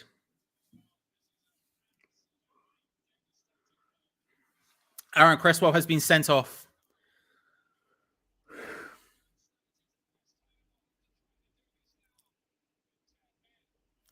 Aaron Cresswell's been sent off. a huge. They were passing it around relatively slowly and with no real idea. They were just waiting for the space. Kamada hits a huge vertical ball forward, just trying to get it in and around the area, putting it in behind, and somehow Aaron Cresswell in the very middle of the pitch is the one who ends up covering the. It's a good run from How. It's a great run, good run, moving to the center to find a space, but somehow Cresswell's the one. He covers it. It should be Dawson. It should be Zuma. One of them should be in that position instead. It's not. Cresswell's the one who covers the run. He finds it. He's smart enough to see it, and all tangled up. And it's an incredible chance for Frankfurt now. West Ham down to 10. Free kick on the edge of the D. This is a great chance for not only a goal, but also for Frankfurt to really put us to the sword. A goal here puts them in such a strong position. Kostic and Kamada standing over it. Kostic hits it. Fires it wide. West Ham down to 10 men, 20 minutes into that. I've been really confident. I've been happy about the way we started this game. I thought we'd done pretty well. And yet somehow we've managed to make this more difficult for ourselves than it needs to be. Cresswell initially getting a yellow card, then gets a VAR and it goes to red. At least that didn't go in. Very true, Trezeguet. At least that didn't go in. Well then. Well then. If the mountain was big enough for us to try and climb originally, it's even bigger now. David Moyes having a conversation with Souček and Kufal about what to do. Souček and Sufal, sorry, I should say. I get that wrong every single time. West Ham down to 10. Was it defo a red? Can't complain about that. 100% a red. It's a goal scoring opportunity. It's a goal scoring opportunity. We can't act like it isn't. And it is a foul. He does bring him down. It's clumsy as all hell, but I can't act like it isn't a red card. It's poor. The fact he shouldn't have been the one covering that. There should have been one of the centre backs who were playing that high line. They've booted it over the top of it and it's made it happen. But it's a corner for West Ham. Corner for West Ham. One of the Frankfurt players has gone down. The referee's going to have to sort of maybe get a little bit of a grips on this game, a little bit. The referee's just having a conversation with Mikel Antonio there, who's trying to stop Antonio getting in and around trap, and Mikel Antonio, frankly, threw him to the floor. just went, get out of my way. You can't blame him, but it is what it is. Ben Johnson is going to come on. We're going to make a substitution to cover for this. It is Ben Johnson who's coming on for Manuel Lanzini.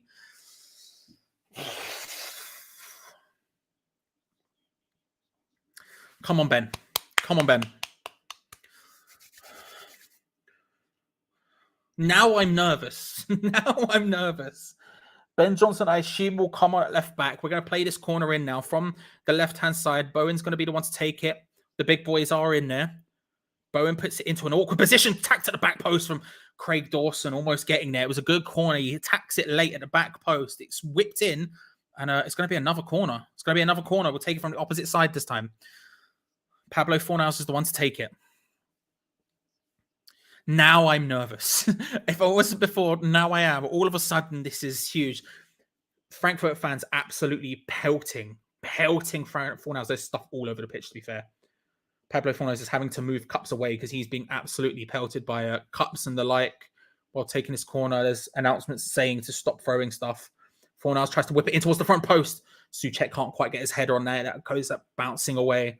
Ben Johnson with his first touch tries to keep the control for West Ham, does. And there's going to be an incident has happened. Referee blows the whistle for it. West Ham did have the ball.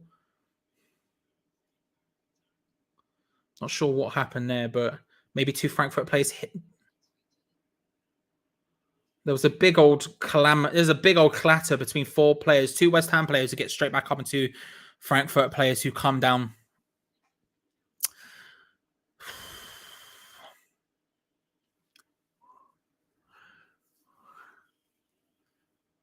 Yeah, Zuma was very far forward for the goal. Very far forward for the goal. Rangers get the goal, and it's Tavernier. I called it, bro. I said it. Wait, where is it? Is it in here? Yeah, it is. Look, my betmate team. Who's in there? Tavernier. Charlie Walsh. Genius. Antonio almost working his way through quickly there. It was one of those ones where it comes back from flinging and happens quickly. Hughes, good to see you. Hope you're well.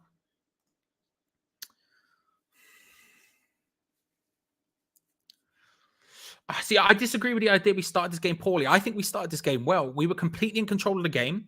They really had only got into our final third once. We weren't cutting them open. We weren't finding enough of what we could find. But as something to build upon, we started on it well. And then, their key centre back from last time went off injured, which you hate to see, you never want to see. But at the same time, works for us. I can't agree with the idea that we started poorly. I think we started well. The biggest problem here is we're now down to 10 men and we have a massive hill to climb. I think we've made the right decision sacrificing Lanzini. I don't think Lanzini's been particularly great for a while, so I think dropping him is probably the right decision to try and keep our defensive solidity and hit them on counter. It doesn't really affect us too much, to be honest with you. We were playing maybe too directly, playing the ball into the wide spaces, trying to get it there, in which case Lanzini's not really useful. So I think taking him off is the right call. It just means that we're going to be a little bit less incisive than we already weren't in their final third. But that doesn't really change our game plan. Our game plan is to go that wide, is to get the crosses in.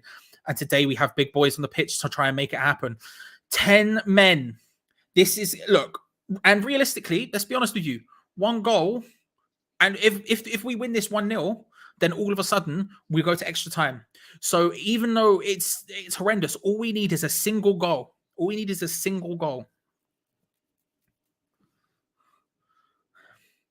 But Frankfurt now just passing it around in that area where we don't press, getting towards the halfway line. Looking their way in, Boré. Can't quite find that final pass there. Frankfurt forced all the way back to the halfway line. They recycled possession. That's a nice ball down the line. Pulled in. That should be a goal. It is. It's 2. That was so easy. Now it's over. Look, I'm not confident enough to say it's over yet, but that was so easy. That defending was all over the shop. I've said it constantly through this season, literally non-stop. I've said it this season. If you can get to the byline and cut it across, we cannot defend it. Now, don't get me wrong, it's a difficult thing to defend in general, but we have never been able to defend it under David Moyes. That's not a criticism of David Moyes. That's just a fact of life. It just has happened. And that was as basic as you like. Pulled across, Boré completely unmarked in the center of the pitch. Frankfurt 1, West Ham United 0. Now we need 2 goals, and again, that uphill battle has just got even worse. They were forced all the way back to halfway line, and again, they just recycle possession down that right-hand side. It's a really nice ball to Kamada. Kamada, who gets into... Was it Kamada? No, it wasn't even Kamada. Sorry, it was Nauf. And it's played into Boré, who's just completely open. Zuma tries to come across. Dawson's in no man land. Kofal's nowhere near him.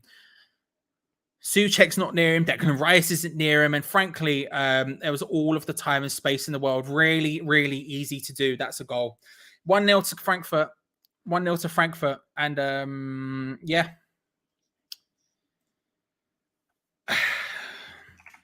Any positives you wanted to really take from this game are now really struggling. Really struggling.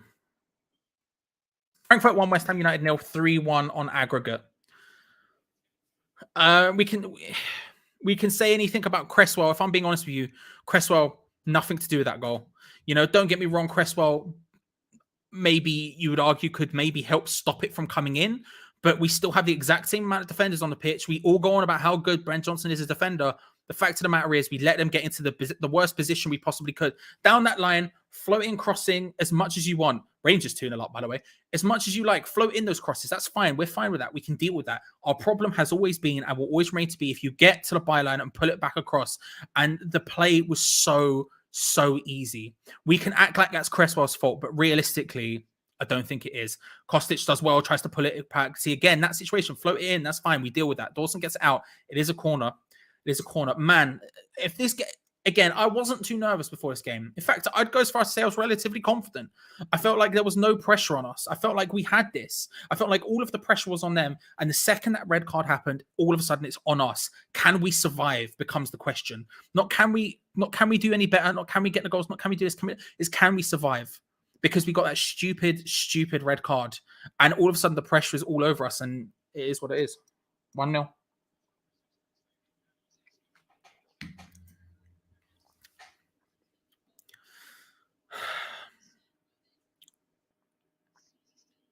Poor defending. Poor defending. Now the fight back begins.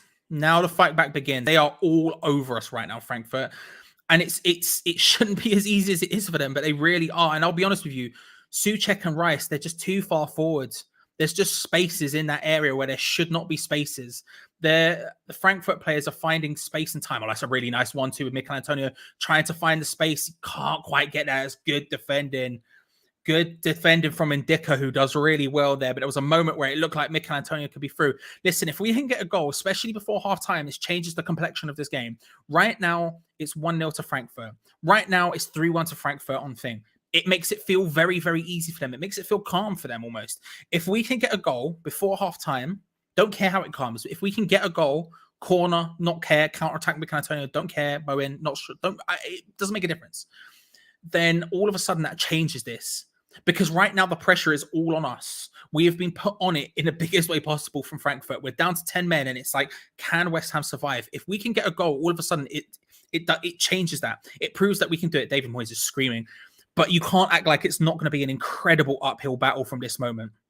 Soufal's going to be taking the throw. It's on the right-hand side, very far forward, relatively near the corner flag. Not frag, like a frag grenade, just next to the corner flag. And Soufal's going to take a long throw in. He's maybe looking towards Souček. Antonio's in and around there as well. He fires it in. He's looking for Souček. He does sort of nod it on, but no one can get there. Declan Rice hits it from range. Good block. West Ham managed to nip in and keep that. Come on. Come on. Johnson, big game for him. Huge game for him. Coming on at left back, out of position. Hopefully he can defensively deal with it. We've basically no attacking impetus down this left-hand side now, which is a big issue. But right now, it's something has to be sacrificed. Whipped in from Johnson, first time with his left foot. And Souček does get on his head on the end of it, but he wasn't particularly able to attack it. And it's just a case of bouncing it off. Kurt Zuma doesn't really track the guy. Johnson's sort of in no man's land. Dawson's in no man's land. We're looking at the replay of the goal. Kufal doesn't come across the cover. Can't get there in time anyway. He's going to have to pay attention to the player behind him. Poor. Very, very defensively. Very, very poor. Frankfurt now on the ascendancy. In the attack. Kostic tries to whip it in and Thomas Souček just getting his head to it. Jared Bowen, his header down was straight to Frankfurt. I don't even know who he was trying to get it to. There's literally no one there. Frankfurt now worked there. There was a moment there where they would work their way into the space that they would be dangerous in, but it doesn't quite happen. Antonio, he's going to have a long, long day up front, Mikel Antonio. A long, long day.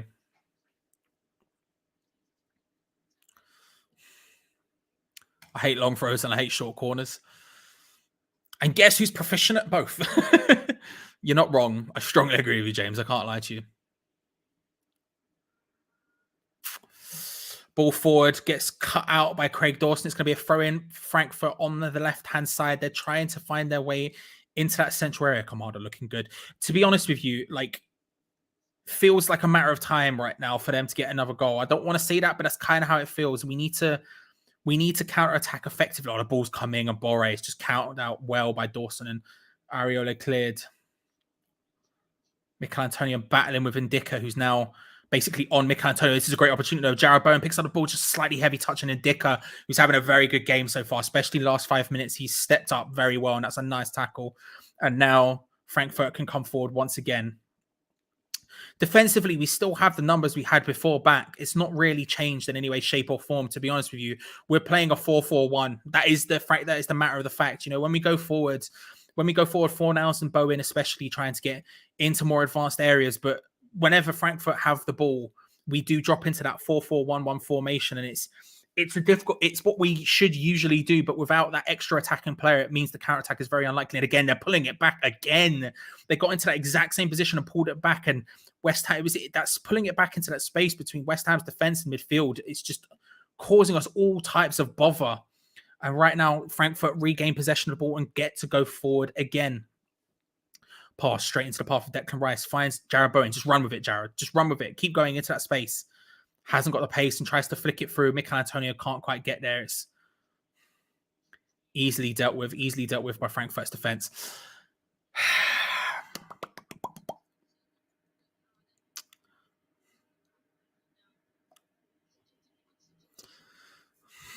looking at your comments now. It's difficult. It's very difficult.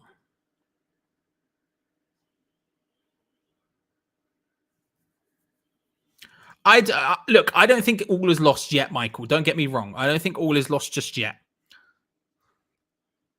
Poor pass from Soma goes up, going out.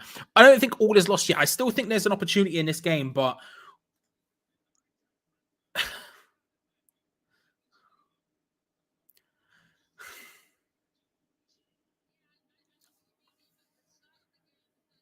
it's a heck of an uphill battle from here.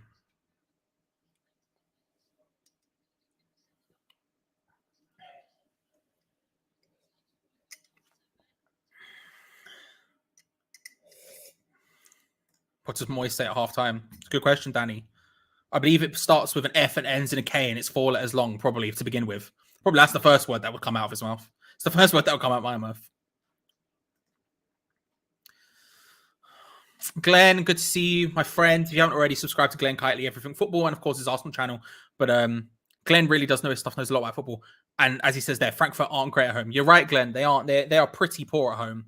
If you look at their form in all competitions, home and away, although Europa League kind of skew stuff, they are not good at home comparatively. Away from home, they're pretty decent, but at home, they are all over the shop. And I think this is one of those situations where we need to try and take advantage of that, you know? If you weren't convinced we need a left back in the summer, I think that might have just changed a lot of people's minds. As Lee says, thank you very much, Lee. Everyone hit the like button and hit the subscribe button because we do watch alongs every single game on this channel. We have not missed a single game since December 2020. Even when I had work last one in the first leg, we still managed to work something out. We are here every single time. And even before that, that's the only game we've missed the entire time since lockdown began.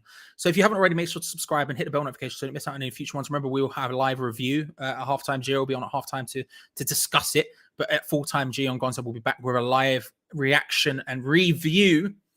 But yeah, like the video as well if you haven't already. We flew past 300 goal before kickoff had even happened. We're at 402 right now. We are flying likes-wise. Is 500 possible by the end of the game? I don't know. We'll see. But keep hitting that like button and we'll see where we can get to. But 300 was the goal and we absolutely zoomed past that. Kamada trying to find Kostic out wide, and that's a good tackle by Sufal. I say that name so wrong every single time. I'm just in a habit of saying it. Kamada finds So. They're trying to pass the ball around now. Torre out to Tuta. Haug. Oh, it's a nice 1-2. Nauf goes down in the area. Nothing to be said about that. Just a minor collision. I think West Ham are going to win a free kick potentially because of it. Nauf working his way... working his way down. Haug. However you say it. Haug. Let's go with Haug. Just a nice back pass and a... Ben Johnson just covering that one well, wins a free kick in the build-up of it. Declan Rice picks it up. That's a nice spread diag. Kufal just too far ahead of him. Couldn't quite get on there. The idea was there.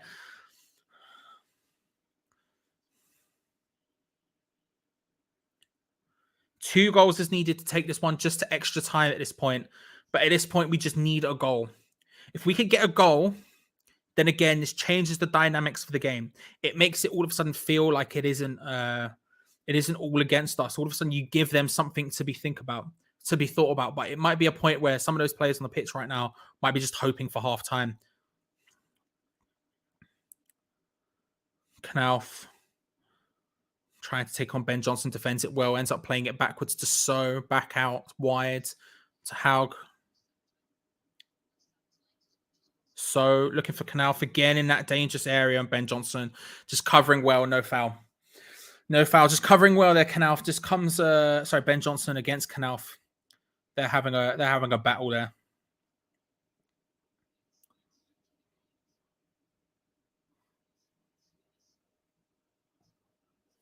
It's not foul. Nowhere close. To be fair, mate, he's not getting. There's nowhere. What's he going to do? Ball's not really coming to him at all, is it? We're trying to find that final pass, but it's just We're not really getting him the ball. His passing has been poor. I agree. His passing has been poor.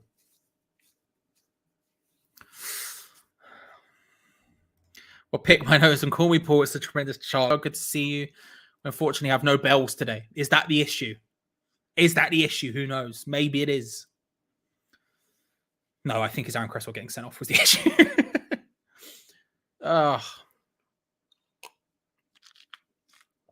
After we did so well in that, I thought our first period was going so well as well.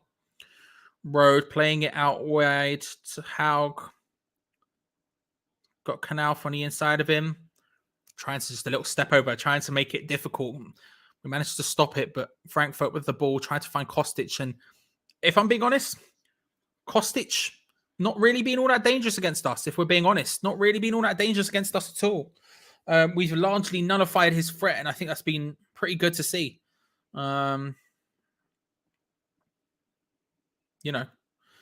Positives. Frankfurt collect the ball again.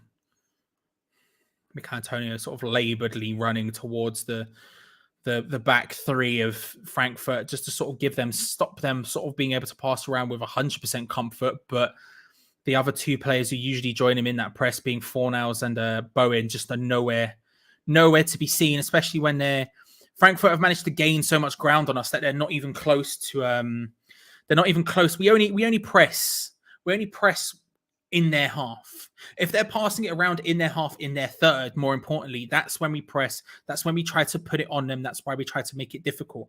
But Frankfurt have managed to gain so much ground. We've seceded so much ground because of going down to 10 men that they're nowhere near that. They're passing it around amongst their defenders, but it's in and around the halfway line.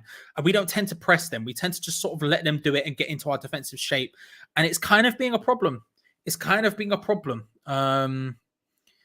feels like we need to be a bit more adventurous. And I think usually you would understand that logic, Usually that would understand that logic. But this is cup football. This is the last opportunity. We are 3-1 down right now with 45 minutes or 50 minutes right now to go plus stoppage times.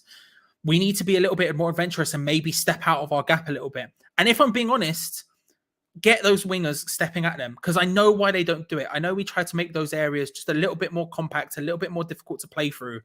But in reality right now, if we're stopping them at 1-0, what's the use? We have to be adventurous. We have to step to them a little bit. I think we've got the right 11 on the pitch to do that. I think you can maybe make an argument for the likes of Ben Rama potentially to come on or something, just to give it a little bit of a different vector of attack, as it were, going forward on those counters. But realistically, I think we sort of have probably the best makeup to deal with this situation, but they're just too deep. Understandably, but to get back into this game, they are just too deep. Archie's told me to shut up, everyone, so I'm just going to give it a minute.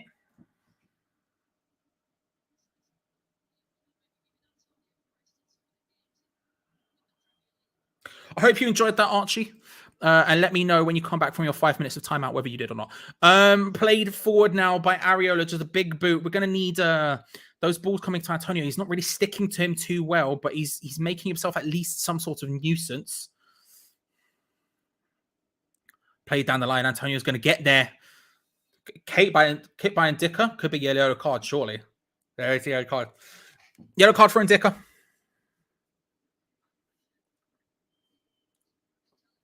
Yellow card for Ndicka. It's about as obvious as you're going to get. Just an easy professional foul there on that one. Just comes across to try and cover. Antonio, trying to get to a line. To be honest with you, Antonio would have gone nowhere from there. So he should have just let him done it and then covered him, but he doesn't. So still, it's good. And it gives us a good situation. Look, realistically, this is practically a corner. And this is where we need to be. This is where we're probably going to get most of our best chances for attacking. These kind of areas, these kind of set pieces. We've got all of our big men on. Cresswell's never going to score a header in his life. So we have all of our big men on. Bowen's going to take this one. Whips it in. Ooh, that was a noise I made. I'm not sure what happened, who touched it. All I can say is that it was close, and now Frankfurt can go up the other end. How trying to come up, tries to play it across to Kamada. We've managed to get enough men back in good positions to stall them slightly. Kostic up the other end, cleared away from Kurt Zuma. Flipping heck. The ball came in there from Bowen from the sort of free kick corner type thing. And I want to say it was Zuma with the last chance. It was one of those ones where it sort of bounces and it feels like 4 different people could get the touch and just don't. Doesn't quite work out, but still. Not sure entirely how that one didn't go in, but it didn't. And now Frankfurt again just passing it around. This is where we need to be a little bit more adventurous. I know why we're not. I know why we're scared. I know why we play the way we play. It's to reduce it as much as possible. But in these situations where Frankfurt are passing it around amongst their centre backs in their own half, not deep into their own half, only just over the halfway line, that's when we need to be a little bit more adventurous. Need to put it on them a little bit, because if we can scare them a little bit, make them push a little bit, then we can take it to them a little bit. But right now we're playing like it's 0-0 with 11v11, and that's not the way. Kostic puts in the ball now for the fast. I can't quite get there. That's where we need to make it. That's where we need to put it on them. That's where we need to make it count. And right now we're just not doing it. Right now we're playing like it's 0-0, 11v11. It's not. It's 1-0 and we've only got 10 men. It's 3-1 on aggregate. We need to get 2 goals. If we're even to take this to stoppage time, we need to get 2 goals. Let's get to the break and regroup. David Moyes is going to have to do magic. Moisey masterclass time. I agree, Soldier. I think we needed a goal in those 12 minutes. I think that would have changed everything. But at this point, just get to half or 4 minutes of stoppage time. Jesus Christ. It's going to take a lot. It's going to take a heck of a lot. I would consider bringing on the likes of Ben Rama. If we look at the bench as they still pass it around in those areas. If you look at the bench, you're looking at Vlasic, Ben Rama, and Yarmolenko as probably the game changers, even Fredericks to some extent, potentially. I think you look at Ben Rama as the guy to come on and make this game his own. I think it's a huge opportunity for him. Road hits it from range, drags it wide. We'll take that. It's mad to say, because I don't think Ben Rama's been a killer player by any stretch of imagination. I'm not sitting here saying he's been the greatest player who's ever lived or anything, but realistically, he has the attributes we need. We need someone who's going to pick up the ball, drive it, pick up the ball, drive it to defenses and run for it. We've seen the replay of it. The header, it comes off, I want to say it's Kamada, maybe. No, it's not Kamada. It comes off of Knauf, I think. Comes in Rhodes there, and Zuma can't quite try and get the ball in. It deflects off a Frankfurt player with the whipped in, and ends at the feet of Rode, who it deflects off, and Zuma, who's just sort of at full stretch. There's no way he's going to be able to react that quickly to try and put that in, but it deflects off him, and it's cleared off the line. That was incredibly close. Again, a little bit of different luck, and it goes a different way, as you could say, with the three on the post of the bar.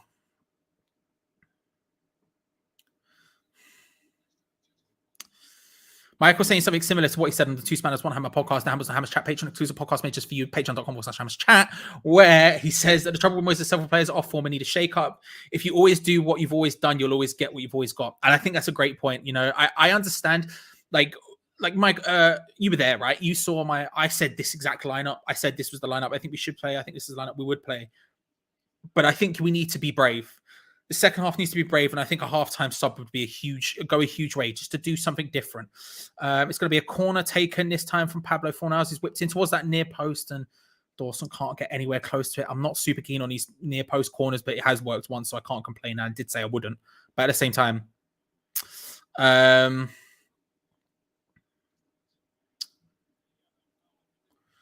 yellow card for Declan Rice for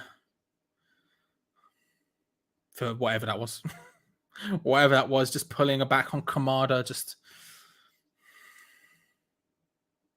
and then a little bit afters with the ref there. He just gives him a little bit of some words in which he picks up a yellow card for. A minute and a bit left of stoppage time in this first half. It does remain West Ham United 0, Frankfurt 1.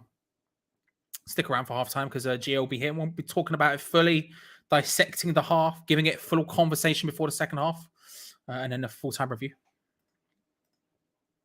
If you haven't already, by the way, subscribe. Hit the like button, all that good stuff. I'm just saying it because I'm on autopilot while I'm trying to think of something. Is Danny DeVito an iron? Clearly he is. He loves it. He loves it, mate. He is massive everywhere he goes. Do you know what I mean? Road playing out wide, looking for Haug.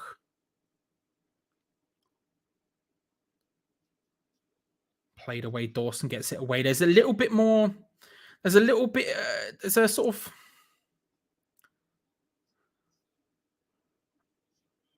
there feels like there's a little bit more caution going forward from Frankfurt on that right hand side. Knauf doesn't seem to be getting as far forward. I don't know if that's just a specific momentary thing or whether they've decided to sort of pull it back a little bit, but they don't seem to be as he doesn't seem to be as high forward as he was. And there is the halftime whistle. Halftime score here is Frankfurt 1, West Ham United 0. And the commentator just said that's potentially as bad as it could possibly be for West Ham. And you can't act like he's wrong. So close, your eyeballs get wet. You're not wrong, mate. You're not wrong.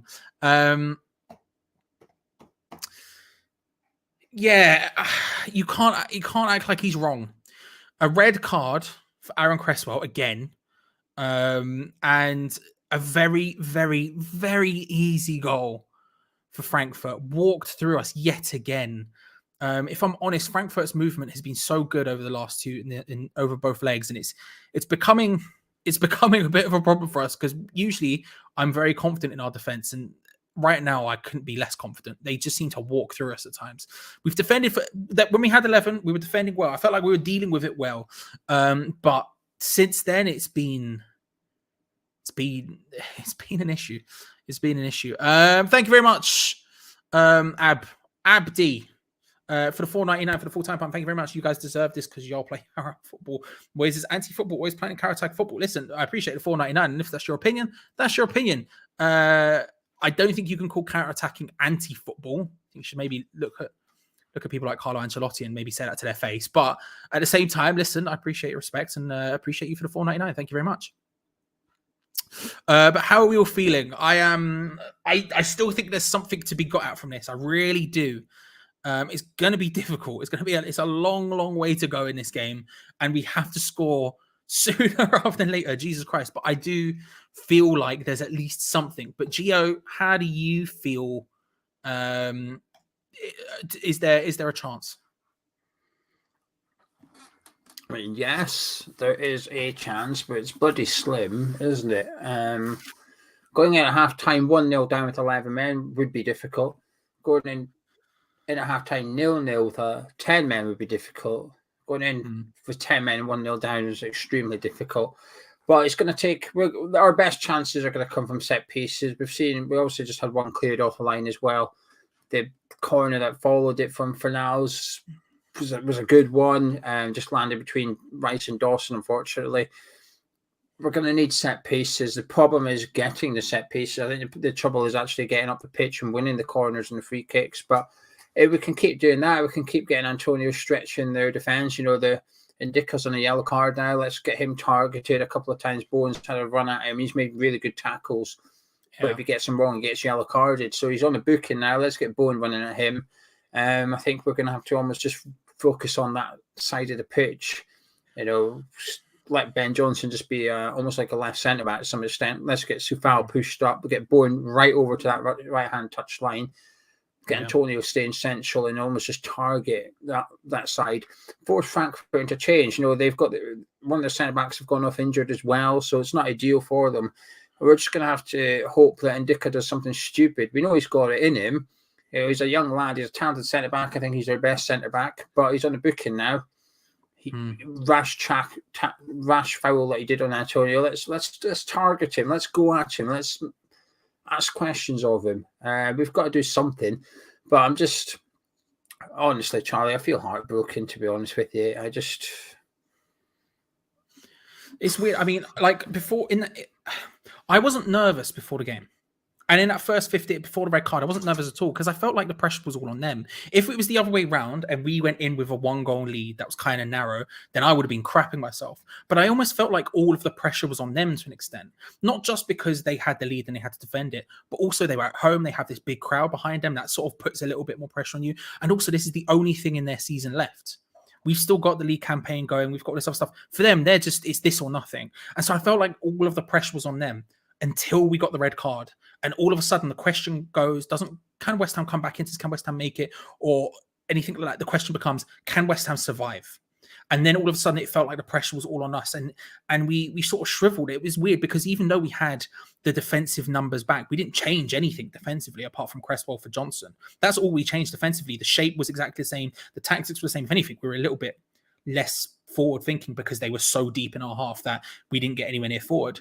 And yet we seem to be worse. They seem to just crumble under it. And whereas before the red cards, they weren't really finding those passing, the nice runs, the smooth passing, all that stuff. It wasn't really happening for them. All of a sudden, then it was happening constantly. And the goal comes and happens exactly from that. I think we're still 100% got an opportunity to win, to come back into this. I'm not going to say win. I think we just need to look at it as let's get a goal and then we move from there. Get something and then we can start to build there. And there is opportunities for it. Like you say, I think they're in full swing right now, and I think they could potentially overcommit. And we need to be more effective in getting the transition from defense to attack to put them in those awkward positions. Like you say, and Dicker's on a yellow. He's had a very good game, to be fair to him. He's basically every question that's been asked of him, he's had the exact answer for, apart from for the yellow. And even that was exactly what you're saying. You know, he's capable of making these stupid mistakes. That was a stupid mistake. He should have just, Antonio would have had to do a hell of a lot to have done anything from there. He should have just covered him instead of going in like an idiot, right? And that's the point, is they can overcommit. They do have a habit of doing that. They'll be passing it around amongst their three centre-backs who are spread super wide. I feel like we need our wingers to just be a little bit further forward.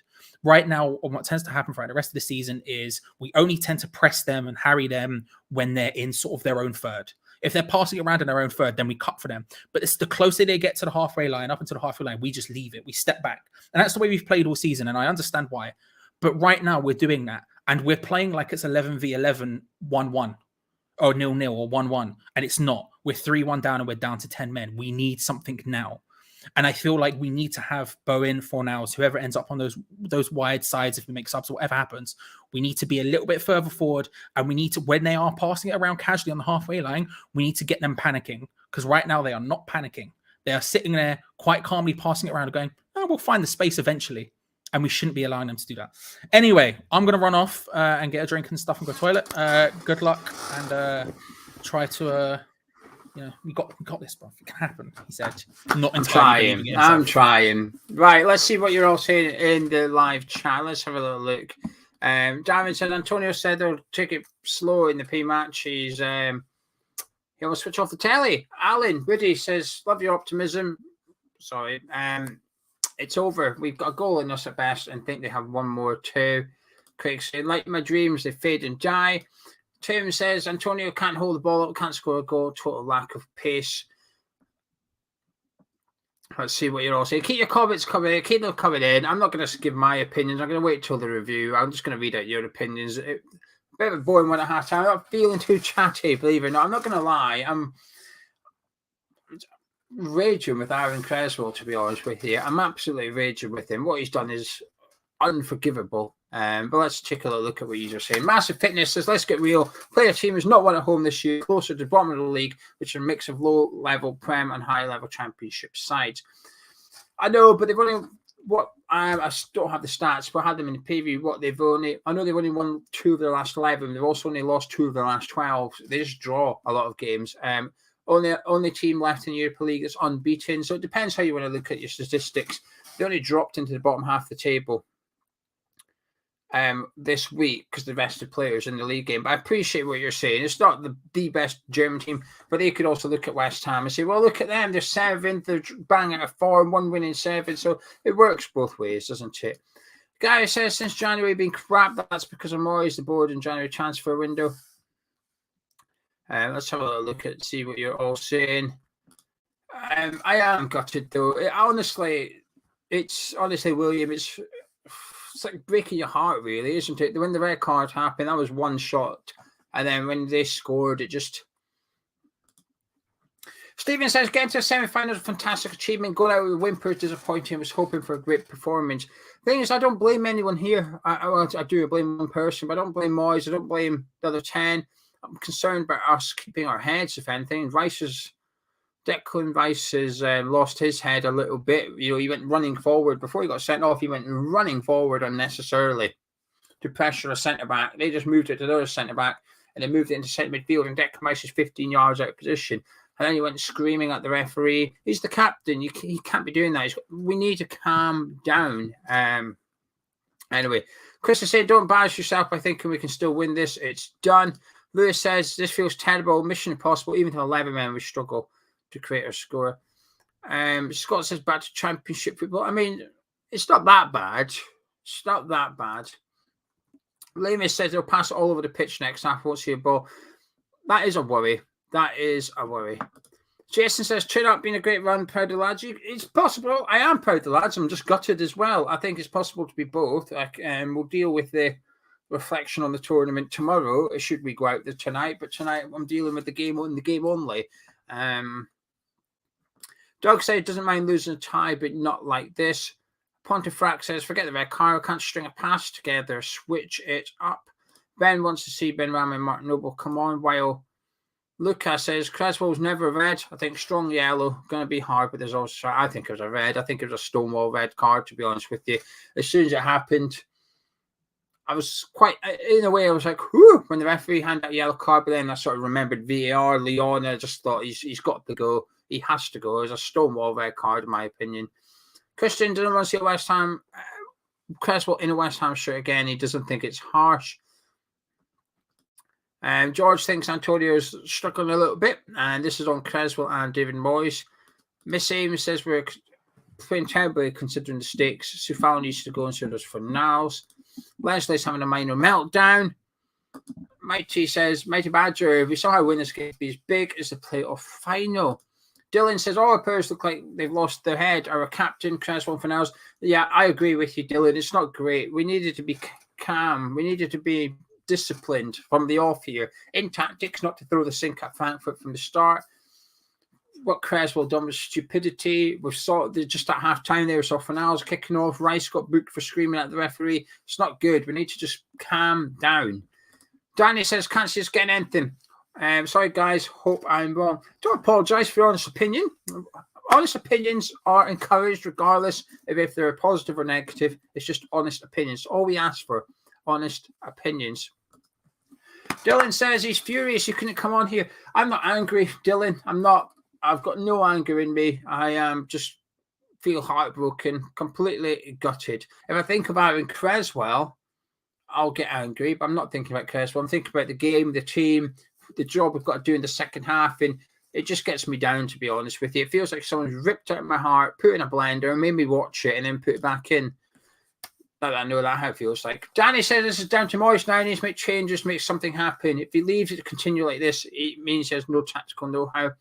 It's difficult, really. I don't know what he can do. I think our best route, if there is one, back into this is through set pieces. Therefore, we need to get corners and free kicks in the final third. No long throw. I don't want to see long throws. We've seen it once with Sufal. The keeper coming caught easily. No more long throws. Enough of that. But we need to get set pieces, corners and free kicks. The question is, how do we get them? I'd get Bowen up front beside Antonio. I'd almost play like a 4-3-2 second half. We've got to go for it. And just go long ball. I'm not even joking. I would just start playing 50-yard passes into them too and hope that they win something against their centre-backs, or at least win a free kick, and then get the team up the pitch and get the team in the box as well. Alan said he's fuming with Creswell, but at the same time feels really sorry for him. He must be devastated. Whereas Lewis said he's fuming at Creswell, but he shouldn't be left to deal with the last man like that. Where was Dawson or Zuma? Williams gutted. It's been great, though, the run in European football. Sufal's the only player looks like he wants it, says Dylan. Nick says we've lost this, but we're still massive. While Matt says the small squad has caught up with us. Colin Woods, Creswell's criminal to have done it once, fine. To do the same thing again puts us in the crap is inconceivable. Andrea, sad way to go. If this is the end, my heart says we can bring it back. My head says it's done. Let's have a little look at what you're all saying. Andy said he's gutted all the build-up and over before it even started. He feels robbed. Liam says he doesn't want to be cynical, but what Souček provide.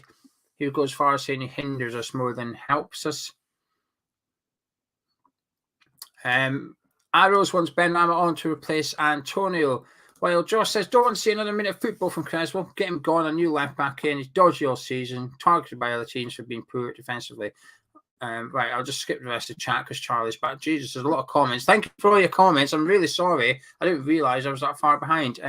Apologies, but there you go.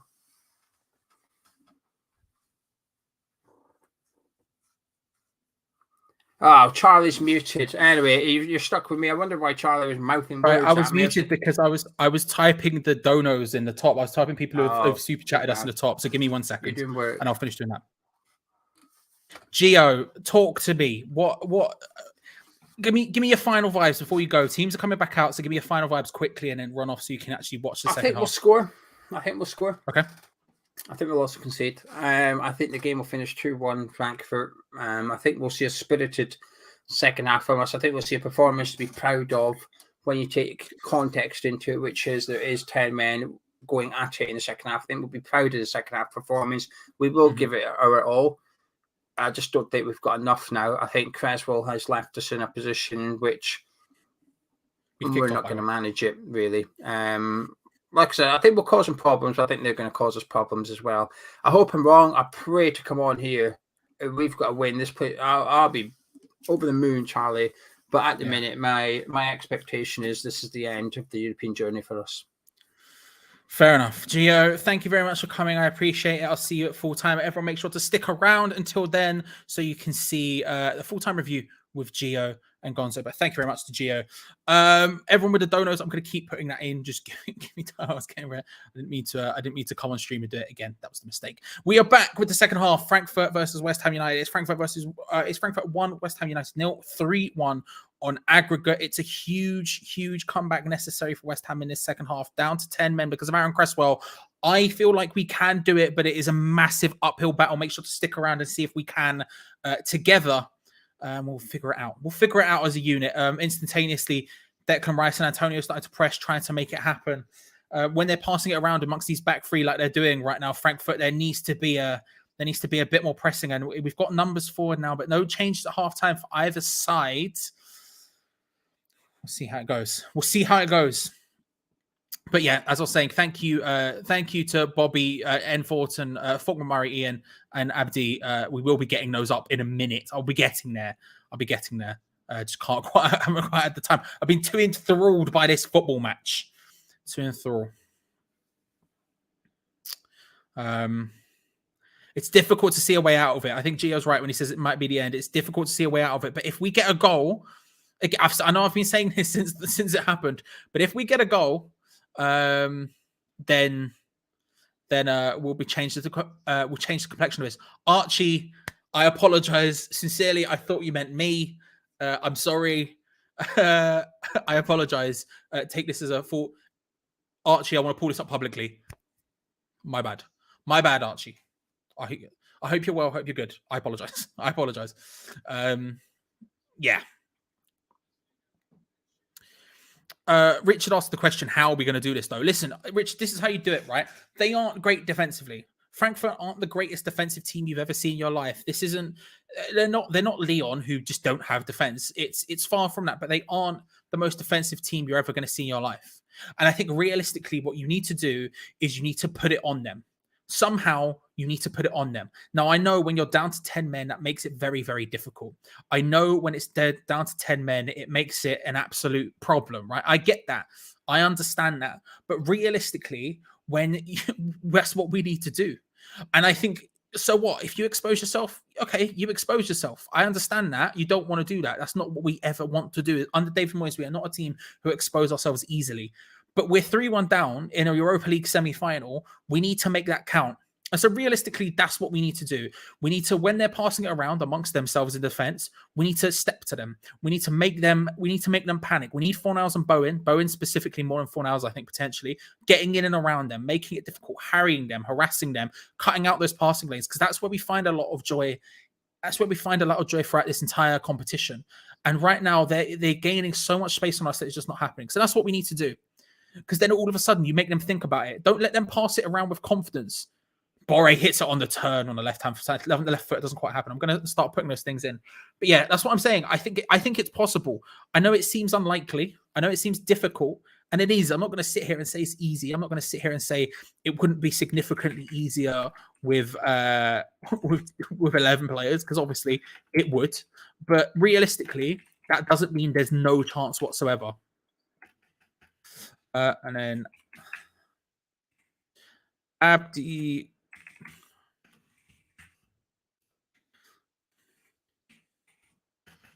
There we go. Everyone is now in there. Thank you very much if you've donated. Bobby, Ellen Thornton, Fulton Murray in, and Abdi. Thank you very much for the full-time fund. We appreciate it. We appreciate it. Long throw. And let me see. Wait, where is it? Yeah, there you go. James Gunn. Very happy about that. And I agree with him. Long throw. Let's see what happens with it. Kufal just launching it in there.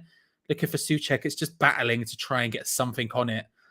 I feel like it's more efficient to look like you're going to go for a long throw than lay it short and just whip the ball in first time than we are. A long throw is just difficult, and we don't have... Like, Antonio can do a long throw, I guess, but Soufal can kind of do a long throw, but we're just sort of lobbing it at him and hoping for the best, which I guess is what we need to do at this point to an extent. Knauf being stopped by Ben Johnson there. They've had a good battle since Johnson came on, and Knauf got the better of them for the goal, potentially. Or that side, at least, took advantage. Tuta and then Dicker there just battling against Antonio winning. But most of the time, you've seen Ben Johnson deal with him relatively well, to the point where he's been getting a little bit less further forward, although he seems to have retaken up that incredibly offensive area. It's going to be a throw-in to Frankfurt in a very advanced area. The commentator there was just saying that if there's going to be another goal, it needs to be West Ham's, and I would strongly agree with him. I think we're in a situation now where it's sort of all or nothing, and that's why I'm saying just sort of go for it. It's not been an unreal game stats wise. There's only been seven shots paid across.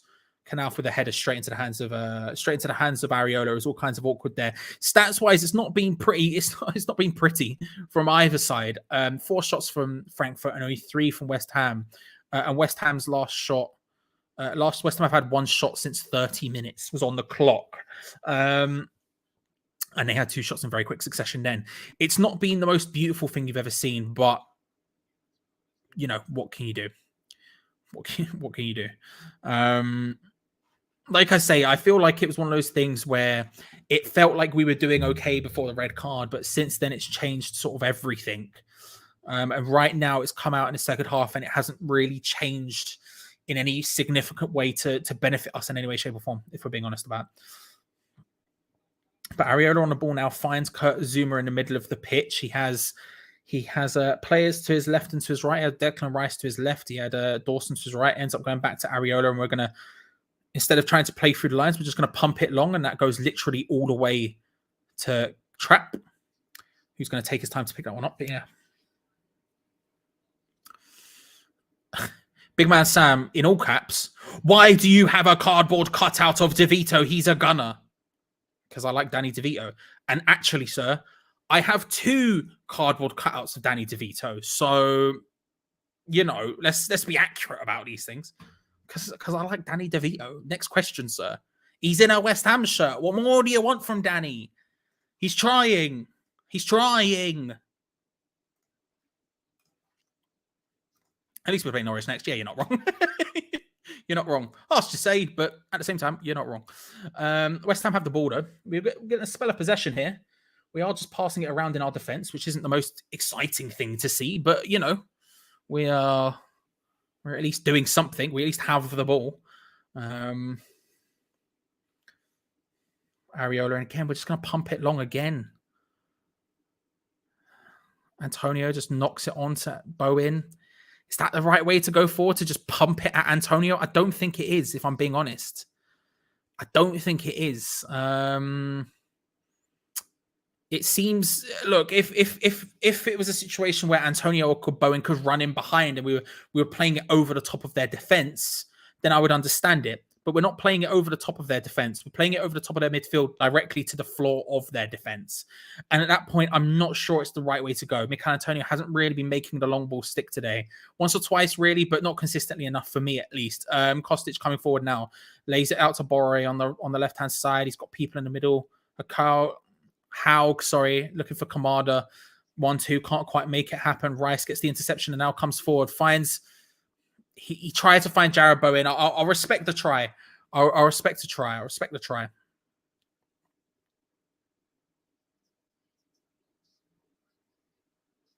Also, I'll be honest. I can see you still typing Big Man Sam. I'll be honest with you. I don't think Danny DeVito really supports Arsenal that much. Maybe he does. Maybe he does. And I would love the other day that he does, but I don't know if he supports Arsenal that much. Let's be real about it. Kostic whipped way over the top of everyone. It's going to land to Canal from the far side. Pablo Fornals just comes and tries to stop him. Canal manages to find his way in, and Ben Johnson just says no. Just says no. Yeah, it is what it is. Yeah, I don't know if Danny DeVito really supports Arsenal. Like, listen, if he's in London, maybe he goes and watches a game. Maybe he likes to watch the Arsenal, but I'm not saying he's sitting there watching every game every second of the day. Do you know what I mean? Maybe he does, maybe he doesn't. Either way, I like Danny DeVito, and that's why he's here. Also, do you only have things in your house that are from West Ham supporting people? You know, do you have a Samsung TV? They probably don't support West Ham. Do you know what I mean? I feel like it's okay to have Big Danny here. You know what I mean? I'm defending Danny too much, I've realized. I'm defending him too much. Big Sam, I hope you're well.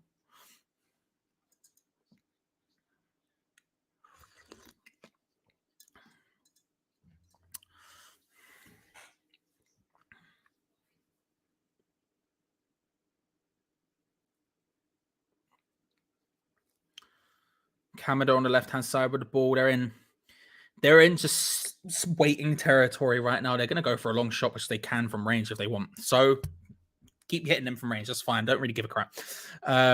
They were sort of just sitting and waiting outside it, but we're not battling for it. We're not fighting for it. We're not. Yeah, I strongly agree with Paul here. I think it's time for the subs. We're not fighting for it anywhere near. If there was a moment where oh, this is a good opportunity for now. Lays it out to Bowen. He pulls it back across, was looking for Antonio. And I tell you what, it's a good tackle in the end. It's a good covering, good cover by Torre there in the center of the park. If he let that go, Antonio was sitting there waiting for it. Finally, an opportunity. And now we're going to go for that long throw again. Kuval's going to take it. Listen, I'd love to be proved wrong, but he lobs it in. And it's nodded on from Zuma. And it's hoofed away by Frankfurt, and they can come away from it. I mean, but look, we're bad at throwing, so who cares? At the end of the day, we might as well just throw it in there and make them panic. Knauf going all the way up the other end, by the way. Cuts back where he got Declan Rice and Pablo Fornals just stopping him. He cuts it back, and then Kostic in the area where he would like to take a shot, doesn't, and it is. I don't disagree with you. I don't think they're doing a single thing, but realistically, neither do our short throw-ins. So we might as well just throw it at them and try and make them panic, I guess. I guess. Get a car, but listen, you pay for it, mate, and I'll get it. You know what I mean? Right, let me go on. I'll go on Amazon now. In fact, I'll do it in front of everyone. Right, hang on. Give me a second. Give me a second. If we go here, this should work, right? Amazon. I've just realized... Wait. Can't work. Give me a sec. Give me a sec. We'll come back to that. When I can make my thing work, give me a second. I also don't want to miss the match. You pay for it. I'll make it work. You know what I mean?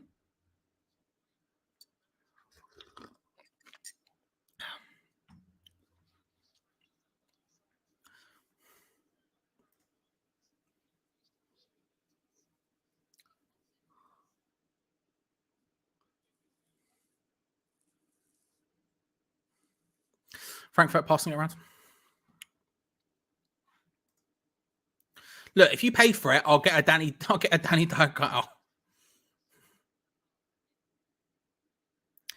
Listen, Mr. Ibase, there was a moment where I thought about it and I was like, probably a bad idea. Just in case. Because I don't know. Because I share an account. I don't want to be putting that stress out there. Anyway. Could open it in incognito, but that's effort. You know what I mean? That's effort. Nothing has changed. We've got one opportunity since the half times happen from that long throw. And to be honest with you, you know, it is what it is.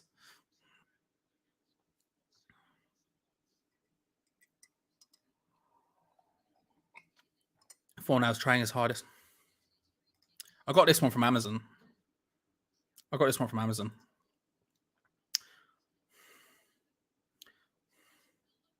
Antonio with the ball in a good position down the left-hand side. Can he do something? He managed to turn Knauf and Howe. Puts it in. Dawson somehow that far forward. Gets his head on it. And it's pot solid. I'm not about putting that out there like that. I can't lie to you. But I appreciate the forethought now.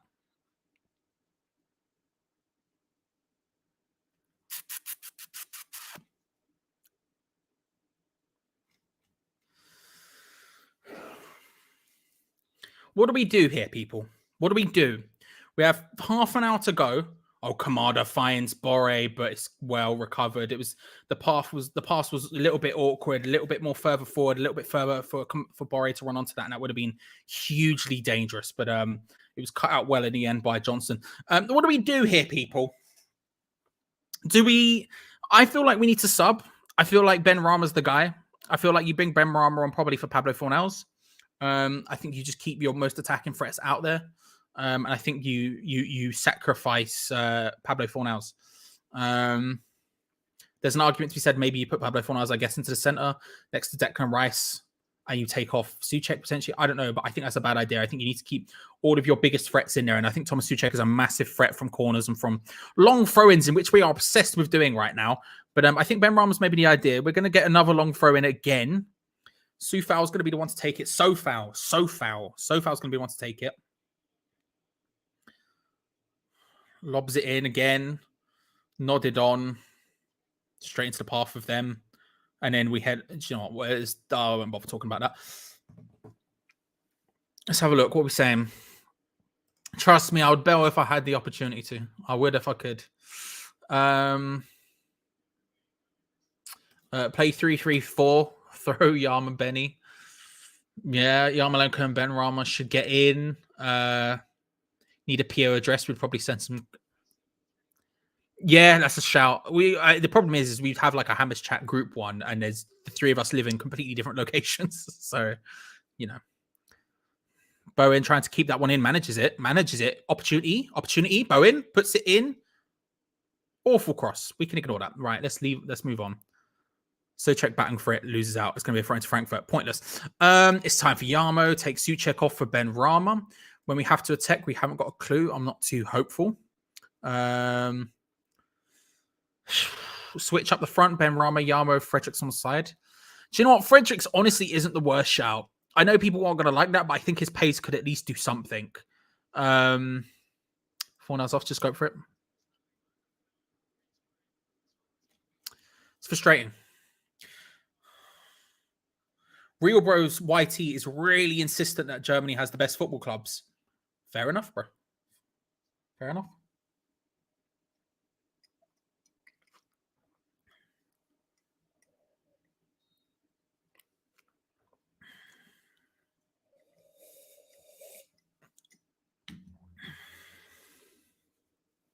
We got nothing to lose at 62 minutes. Yeah, I agree. I think that's the point, right?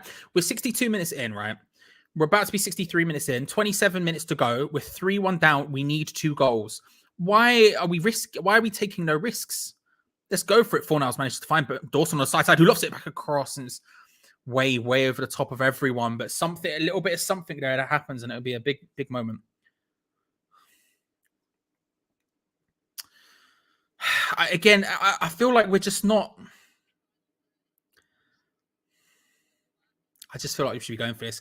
I can't shake it. I just feel like we should be going for this, and I don't think we are.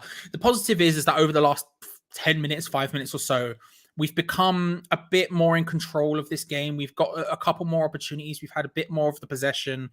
It feels like we're getting closer to maybe playing in a final ball that would actually create an opportunity.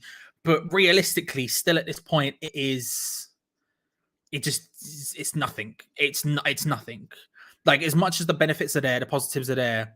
It's not like the beginning of the game where we weren't really creating anything of major, but I felt like we were getting that. Bowen does well to flick that onto Mikel Antonio, who one touch around Toure there on Ndeka, sorry, I think it was, and all of a sudden it could have been a goal scoring opportunity, but again, just that last pass. It's not like the first 15 minutes of the game before the red card where I felt like it could be a thing, where I felt like we might be able to create a little something here, right? It's not like that.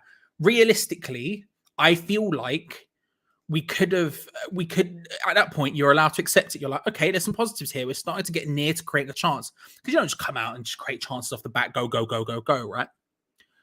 But I'm looking at it and I'm saying now, that's fine. That's more than we were getting 10 minutes ago. But what are we meant to do? Are we meant to take that when we're 3-1 down with 25 minutes to go? Not for me. I think we need to gun for it.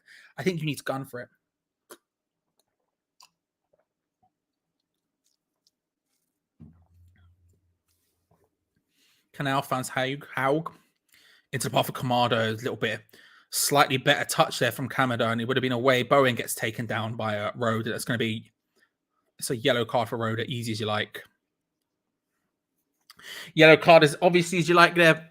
Jared Bowen just turns up, takes it away, just taken down from Roda awkwardly, and it's easy yellow. It's easy yellow. I think we need to be gunning for this. I think we need to be, a lot of you are calling for changes, and I agree with you. I think we should be changing this. I think we should be throwing some fresh legs on there. I think we should be going for it. And I think right now we're just not. Right now feels kind of like we're playing a little bit for the 1-0. It's frustrating.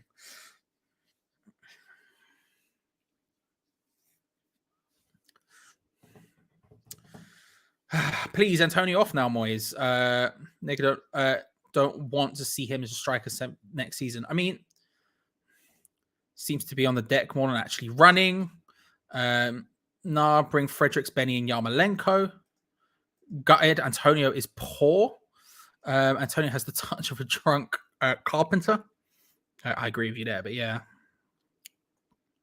I assume you're all like a minute ahead of me and something's about to happen with Antonio, but yes.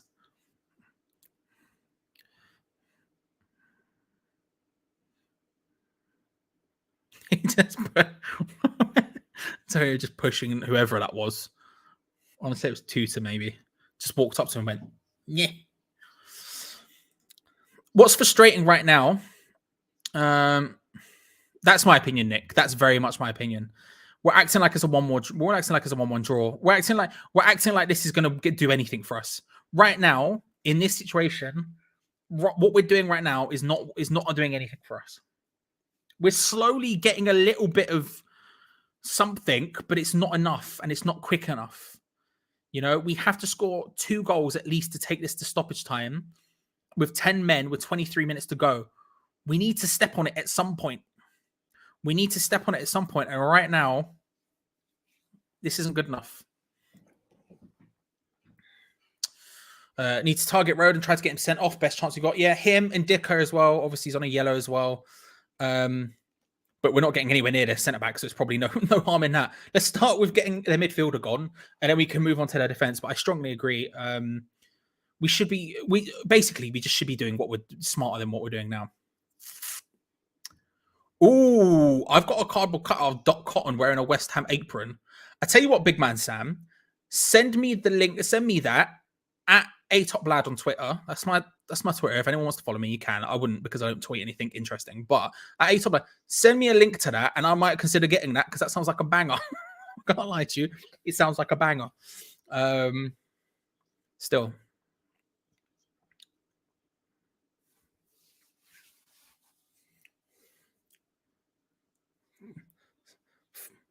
Subscribe to my YouTube channel, atoplad, atopmark if you like wrestling. I don't know, you can if you want. Real Bros YT, I understand you think German have the best football clubs. I understand that.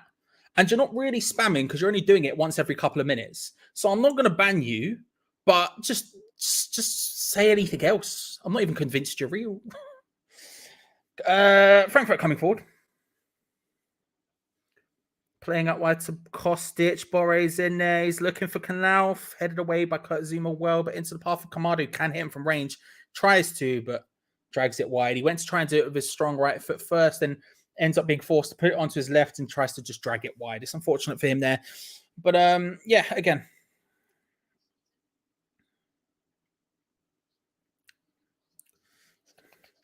20 minutes to go. 20 minutes to go. And I wouldn't mind if we did literally anything. Literally anything at this point, I would accept. Doesn't feel like we're going to do anything. But if we were to do anything, it would be quite nice. Don't know what. Literally anything, though.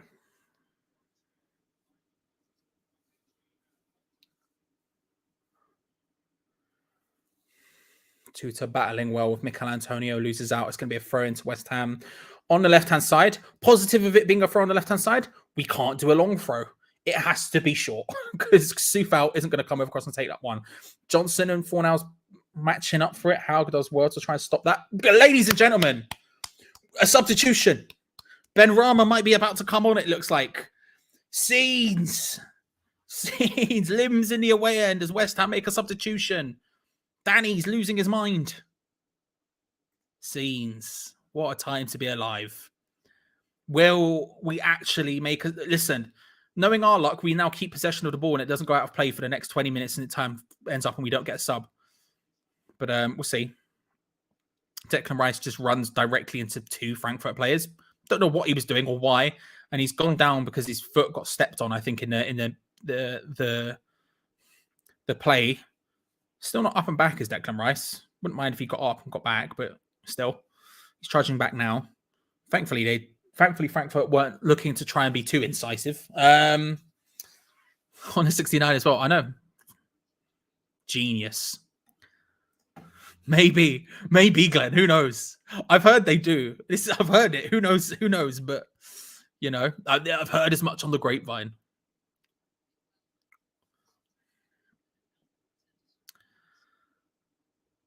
Frankfurt now just very, very calmly passing the ball all over the shop.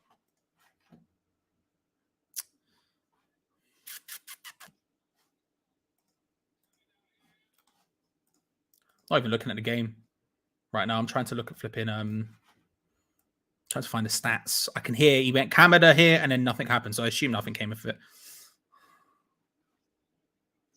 My God, we have been absolutely dominated this game. Hooked away by Jared Bowen. Pablo Fornals tries to battle to win that header. Souček does well to come into that and finds Pablo Fornals. Now West Ham can attack.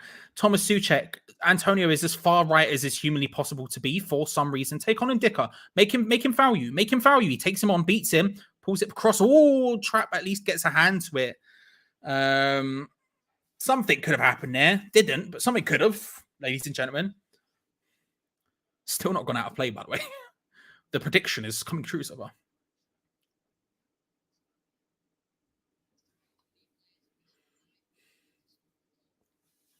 Could happen. Who knows? Who knows?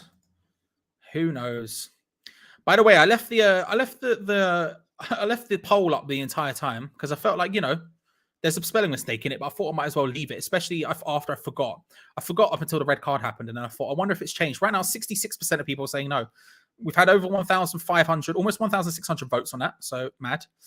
Also, by the way, 471 likes. Thank you very much, everyone. If you haven't already, make sure to like the video. 300 is usually the goal, but we blew past that before even kickoff happened. Can we hit 500? It feels like it's on the cards today. We've got about 20 minutes until full time.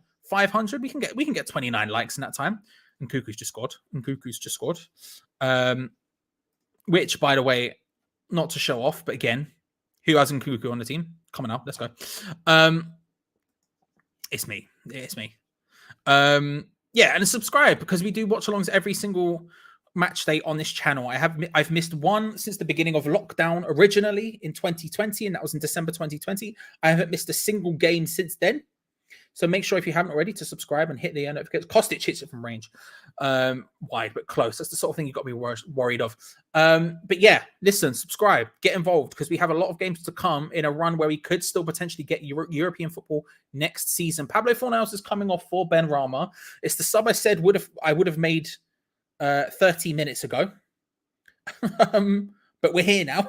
So, you know. Oh, look at that sweat patch. Yes. Yes.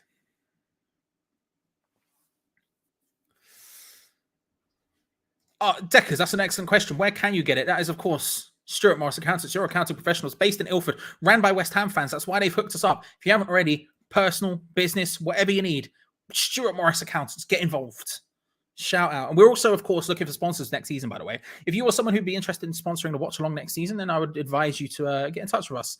In the email in the description below, you can, of course, have your name on the entire thing. We can do animations like this one for the Patreon, but for your business instead. So if you want to do it, then get involved. By the way, patreon.com/hammerchat. Something you should get involved with if you want. Beginning of the month, more bang for your buck, because you get charged when you join and at the beginning of the month. So if you do it now, you get to enjoy it for longer. Loads of extra content, including a player ratings and a bunch of other stuff. We're planning stuff for the summer already as well for Patreon stuff. So make sure if you haven't to get involved. Free kick. Jared Bowen goes down onto Kostic in a good area. In a good area. Can we do something with it? Two men standing over it. Bowen and someone else. I think it's Soufal. Bowen stands over it. Soufal's the one to take it, whips it into a good area. Dawson can't quite get his head on it. Goes for a second time. It bounces about a little bit, hooked away, but not comfortably. Ben Rama hits it. He's saying it hits off hand. Even if it did a hand, I wouldn't say that was a penalty. It's way too close, but it's going to be a corner regardless. We'll take that. It's a thing. Scott, fair enough. Thank you for coming. Appreciate it. It's going to be a corner. Here we go. Michael Antonio to take. For some goddamn reason. Jakic is going to make his way onto the pitch for I think it's Road. It was Road. Road comes off the captain. Jakic, who was suspended for the first leg, makes his way back onto start this one now. Ben Rama is now across to take it. Here we go.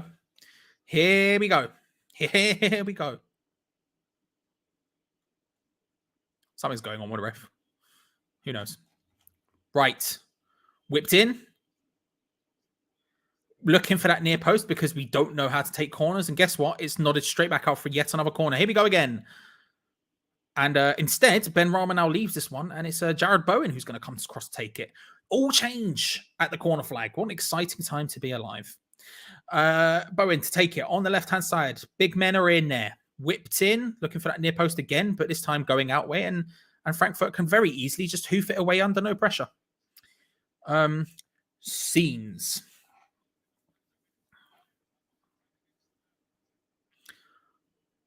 Mikel Antonio just again throwing.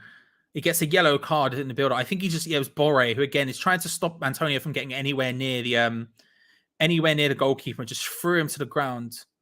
David Moyes is screaming at, I think it's the Frankfurt bench. There is a big old tussle going on right now. There is a lot of heated words, let's say, between the Frankfurt subs who are screaming, and David Moyes is screaming back. Declan Rice is in the middle trying to stop it along with one of the Frankfurt coaches. But something happened there. I'm not sure what. Off ball when the replay was happening, but a lot of handbags going on, and there's a yellow card for someone on the West Ham bench, and then a yellow card for someone on the Frankfurt bench. A little bit of handbags on the side of the pitch there. Scenes, who knows? Oh, it's David Moyes. David Moyes was asking for the ball. Oh, David Moyes. He was asking for the ball there, and one of the Frankfurt, and Moyes has been sent off. Oh, Moyes has been sent off. Whoever said this in the build-up, I don't know if you're still here. Someone in the build-up said David Moyes was going to get sent off. It has happened. One of the Frankfurt players who had the ball, David Moyes was asking for it to take the throw in quickly. Ended up throwing the ball sort of at him or dropping it quickly. I don't know what, but but David Moyes reacted incredibly angrily and booted the ball back at Frankfurt's defense, Frankfurt bench, who then all came on. There was a yellow card in the build-up for someone on West Ham's bench as well, and someone on Frankfurt's bench. But David Moyes has been sent off 2 red cards on the night, one for a player, one for a manager, just to make it worse. And with 12 minutes to go, West Ham are not only down to 10 men, but now without a manager. What the hell is going on?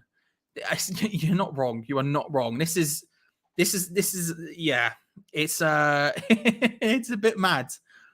Moyes has lost the plot, bro. It's and one sub. Yeah, will we make any more? We don't even have a manager on the side anymore. Shame.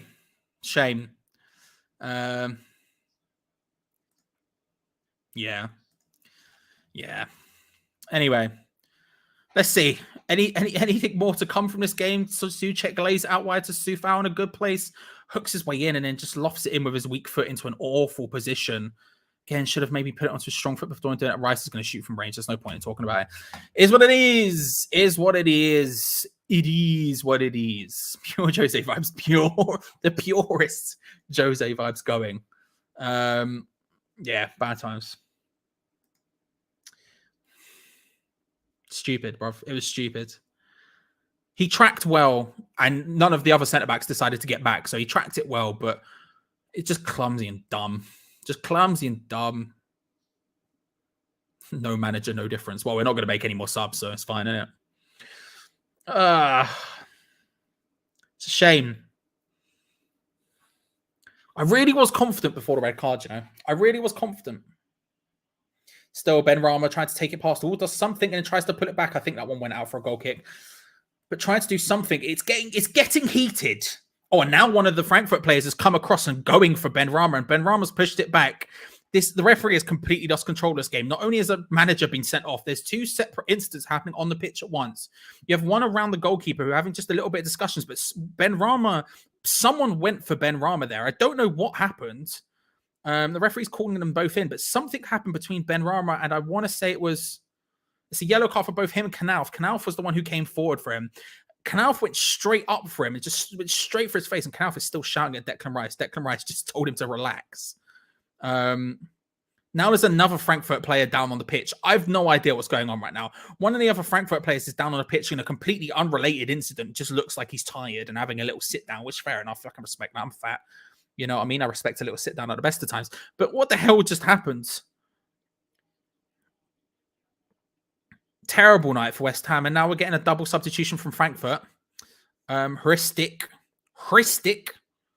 is coming on. They're number 7 for their number 23. And someone else is coming on, which I've missed. Haug is getting asked to... Haug is down. I mean, he's getting asked to leave the pitch. He's the one who's coming off, I think. Weirdly, he's walking quite comfortably off the pitch. It's weird how that one works, but he did get substituted off in the end for Hristic. And now we're getting another substitution for Frankfurt. It's Panacea, or however you pronounce his name. I'm not really sure. Coming on for Borre.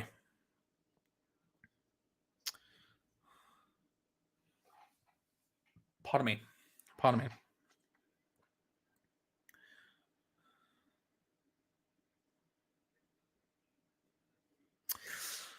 I'm not really sure why all that kicked off between Ben Rama and the like, but something did. We're getting a replay of the Borre goal. I don't want to see it again. I don't know why it all kicked off between everyone after that. It's been a bit, I'm not going to lie, it's been a bit of a... It's difficult because I said before the game that it didn't really matter what happened tonight. As long as they went down or hooked from Paciencia, I think is the way he was described, just hooked it on the volley there out of nowhere, just wide, but incredibly close. West Ham, just again, defensively, Dawson, just where are you? What are you doing, Craig? It's difficult because I said before the game on Twitter that, do you know what? Realistically, as long as we go down swinging, we put it all on the pitch, then I'm happy. It doesn't matter if we lose. That's all I want. I'm happy because we've had an incredible season and tonight's result doesn't affect how happy I am with this season is all. We haven't gone down with a fight at all. In fact, we've gone down crying. We've gone down kind of pathetically, if I'm being honest. We haven't put it out there. We haven't tried hard enough. We haven't put everything on the line. We didn't go for it at all.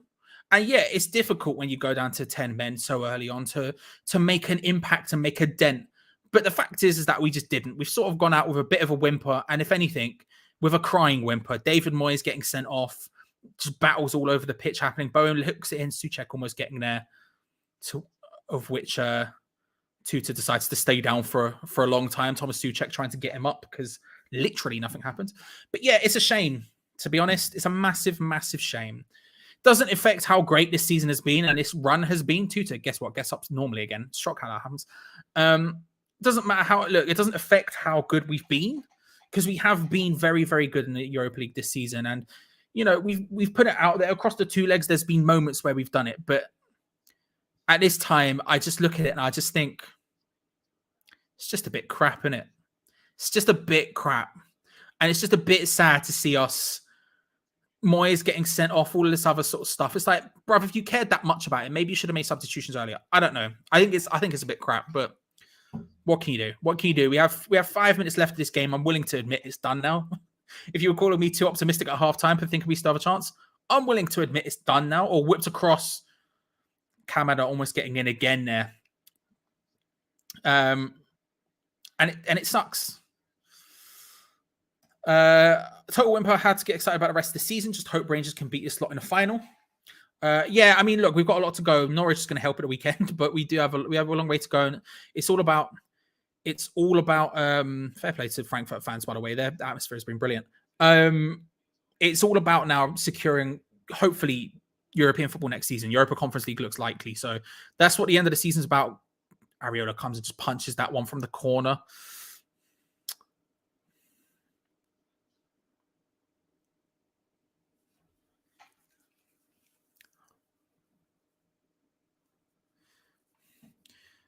Look, I think it's difficult. It's this obviously now is not the time to right now when we're losing hit from range way over from Torre. Now is not the time when we are losing in a Europa League semi-final to really dissect the season and what's gone right and what's gone wrong.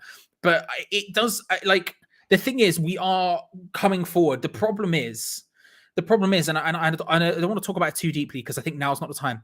The problem with the way we've approached right now, it comes back from the replay very quickly because the corner gets taken quickly. It's whipped in from Frankfurt. It deflects about, and it's going to be a goal kick. There was a moment there, it looked like it happened.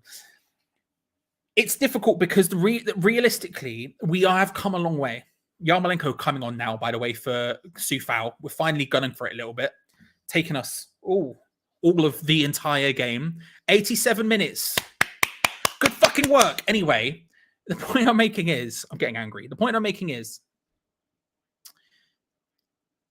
when you don't do the things you should do, investing in more players, building out a squad, everything else, when it goes wrong, like it has tonight, questions automatically come back to you.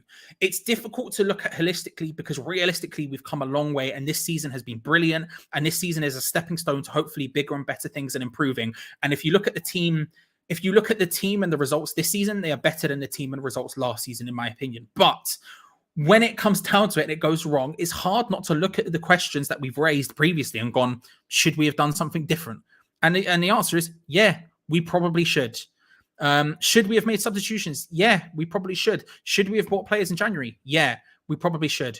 And it's difficult because you don't want to talk about the rest of the season when you're losing at a Europa League semi-final. It just doesn't come down to that. But realistically, when it goes wrong, those questions are bound to happen. It's going to be a corner to Frankfurt, whipped in by Kostic, headed away by Kurt Zouma. Do you know, I'm going to turn this down. There's no point listening to it anymore. It's not going to happen.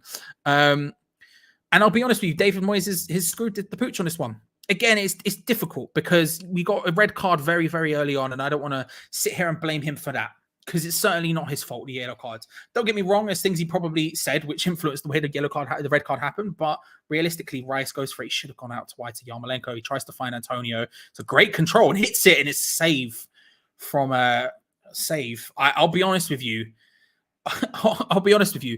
Rice shouldn't have gone for that option, but Antonio manages to make the best of it. Rice hits it. It was a nice pass, and it's good into the path, but there was definitely a better option on. But Antonio manages to get the chest down and hits it early, which is the only option he had, straight into the hands of Trapp. Antonio showing what he could do. But yeah, anyway. Yeah, and again, I don't want to sit here and it's not David Moyes' fault. Red card, blah blah blah blah blah. There's lots of things we could and should say, right? And I don't want to sit here and make this an anti-Moyes thing because it's far from it. Problem is game management today was woeful, was utterly woeful. We went down to 10. That makes it very, very difficult. But with a little bit more bravery, perhaps we could have got something from this game. Or perhaps we wouldn't have gone down with such an unbelievable whimper. And yet, to be honest with you, from the second that red card, we might as well have just ended the game there because we've done nothing. We've done absolutely nothing. And I think it's kind of a joke, to be honest. It's kind of a joke. We've had, let me check. I just want to check before I do. We've had, 3 shots this half? 3 shots this half. Every single one of them would have to go in to get us to win in normal time. It's not happening. Not happening. Trap makes a mistake there, but he manages to he gets the best of it.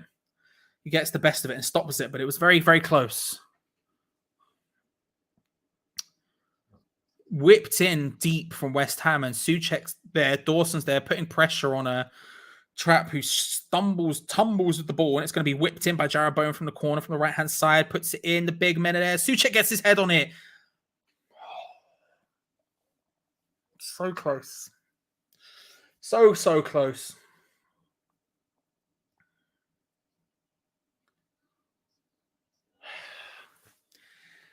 It's not been our tie, has it?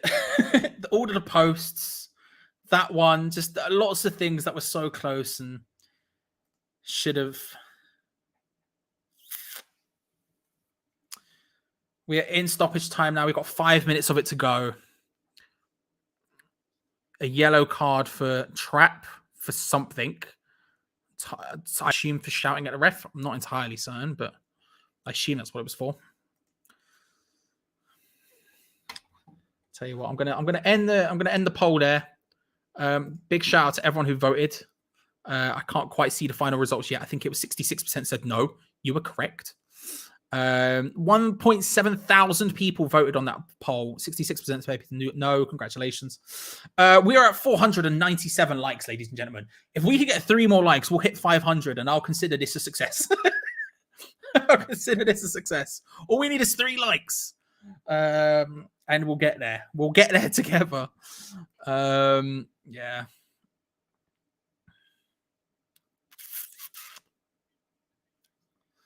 Naive and embarrassing performance from the team and the manager in so many ways. Fortune's always hiding. Yeah.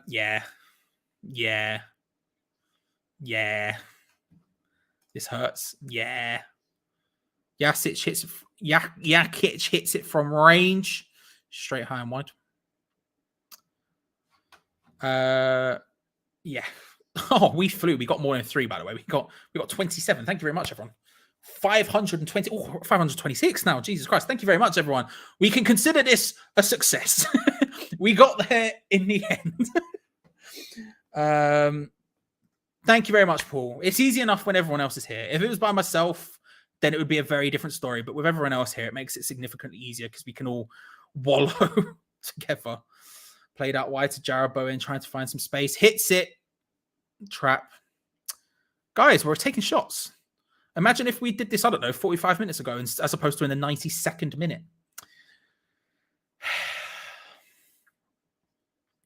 Do it with me, everyone. Let's do it together, right? Everyone just let out a big sigh. Just a huge, just the biggest, most frustrated, just disappointed sigh you can. We'll do it all together. I'll count down and we'll all just hit a massive sigh. We'll just let it out and we move, all right? All right, so I'll give a countdown. We'll go 3, 2, 1, and then we'll hit a big sigh, all right, together. Are you ready for everyone? All right. 3, 2, 1.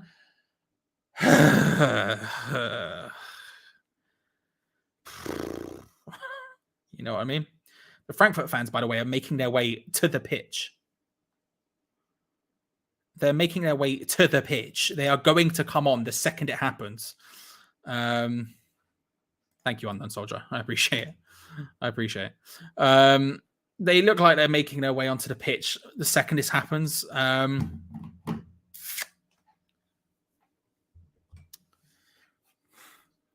know why I did it. Listen, get involved. Get involved, you know what I mean? Let's just let it all go. With a minute and a half to go, ladies and gentlemen, I ask you not for your man of the match, but man of the tournament. Let's go with who has been the best player for West Ham in the Europa League this season. Let's tie it up with a bit of positivity, shall we?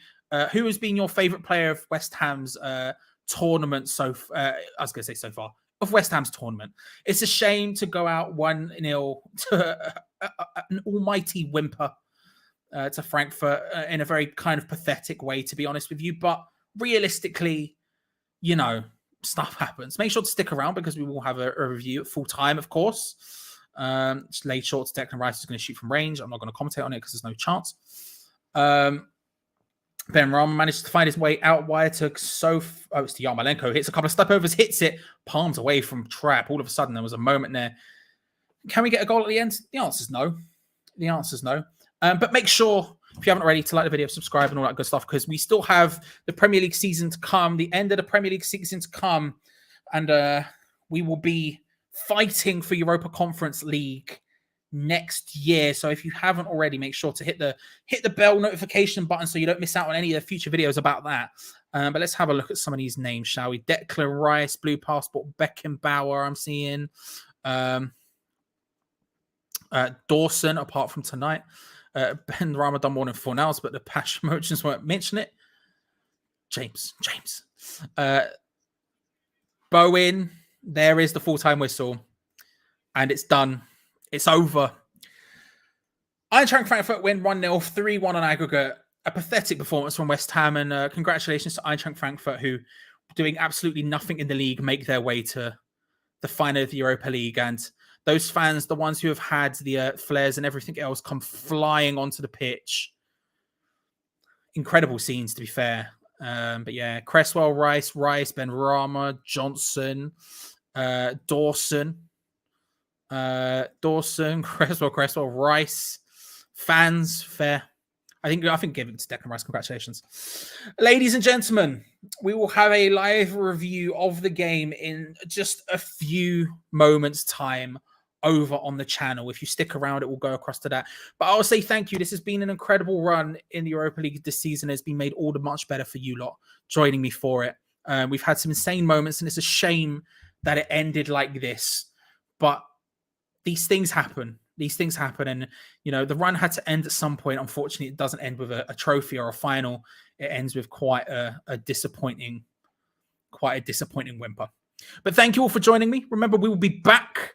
We'll be back in the weekend for the Norwich game and for every other match for the rest of the season. So make sure to subscribe and hit the bell notification button if you haven't already. So make sure you don't miss any of that good stuff and like the video. We managed to get to 535 likes in the end, which is massive. So yeah, thank you everyone. I appreciate you all for being there. I'll see you again at the weekend, and stick around for the review. See you later, everyone. Bye.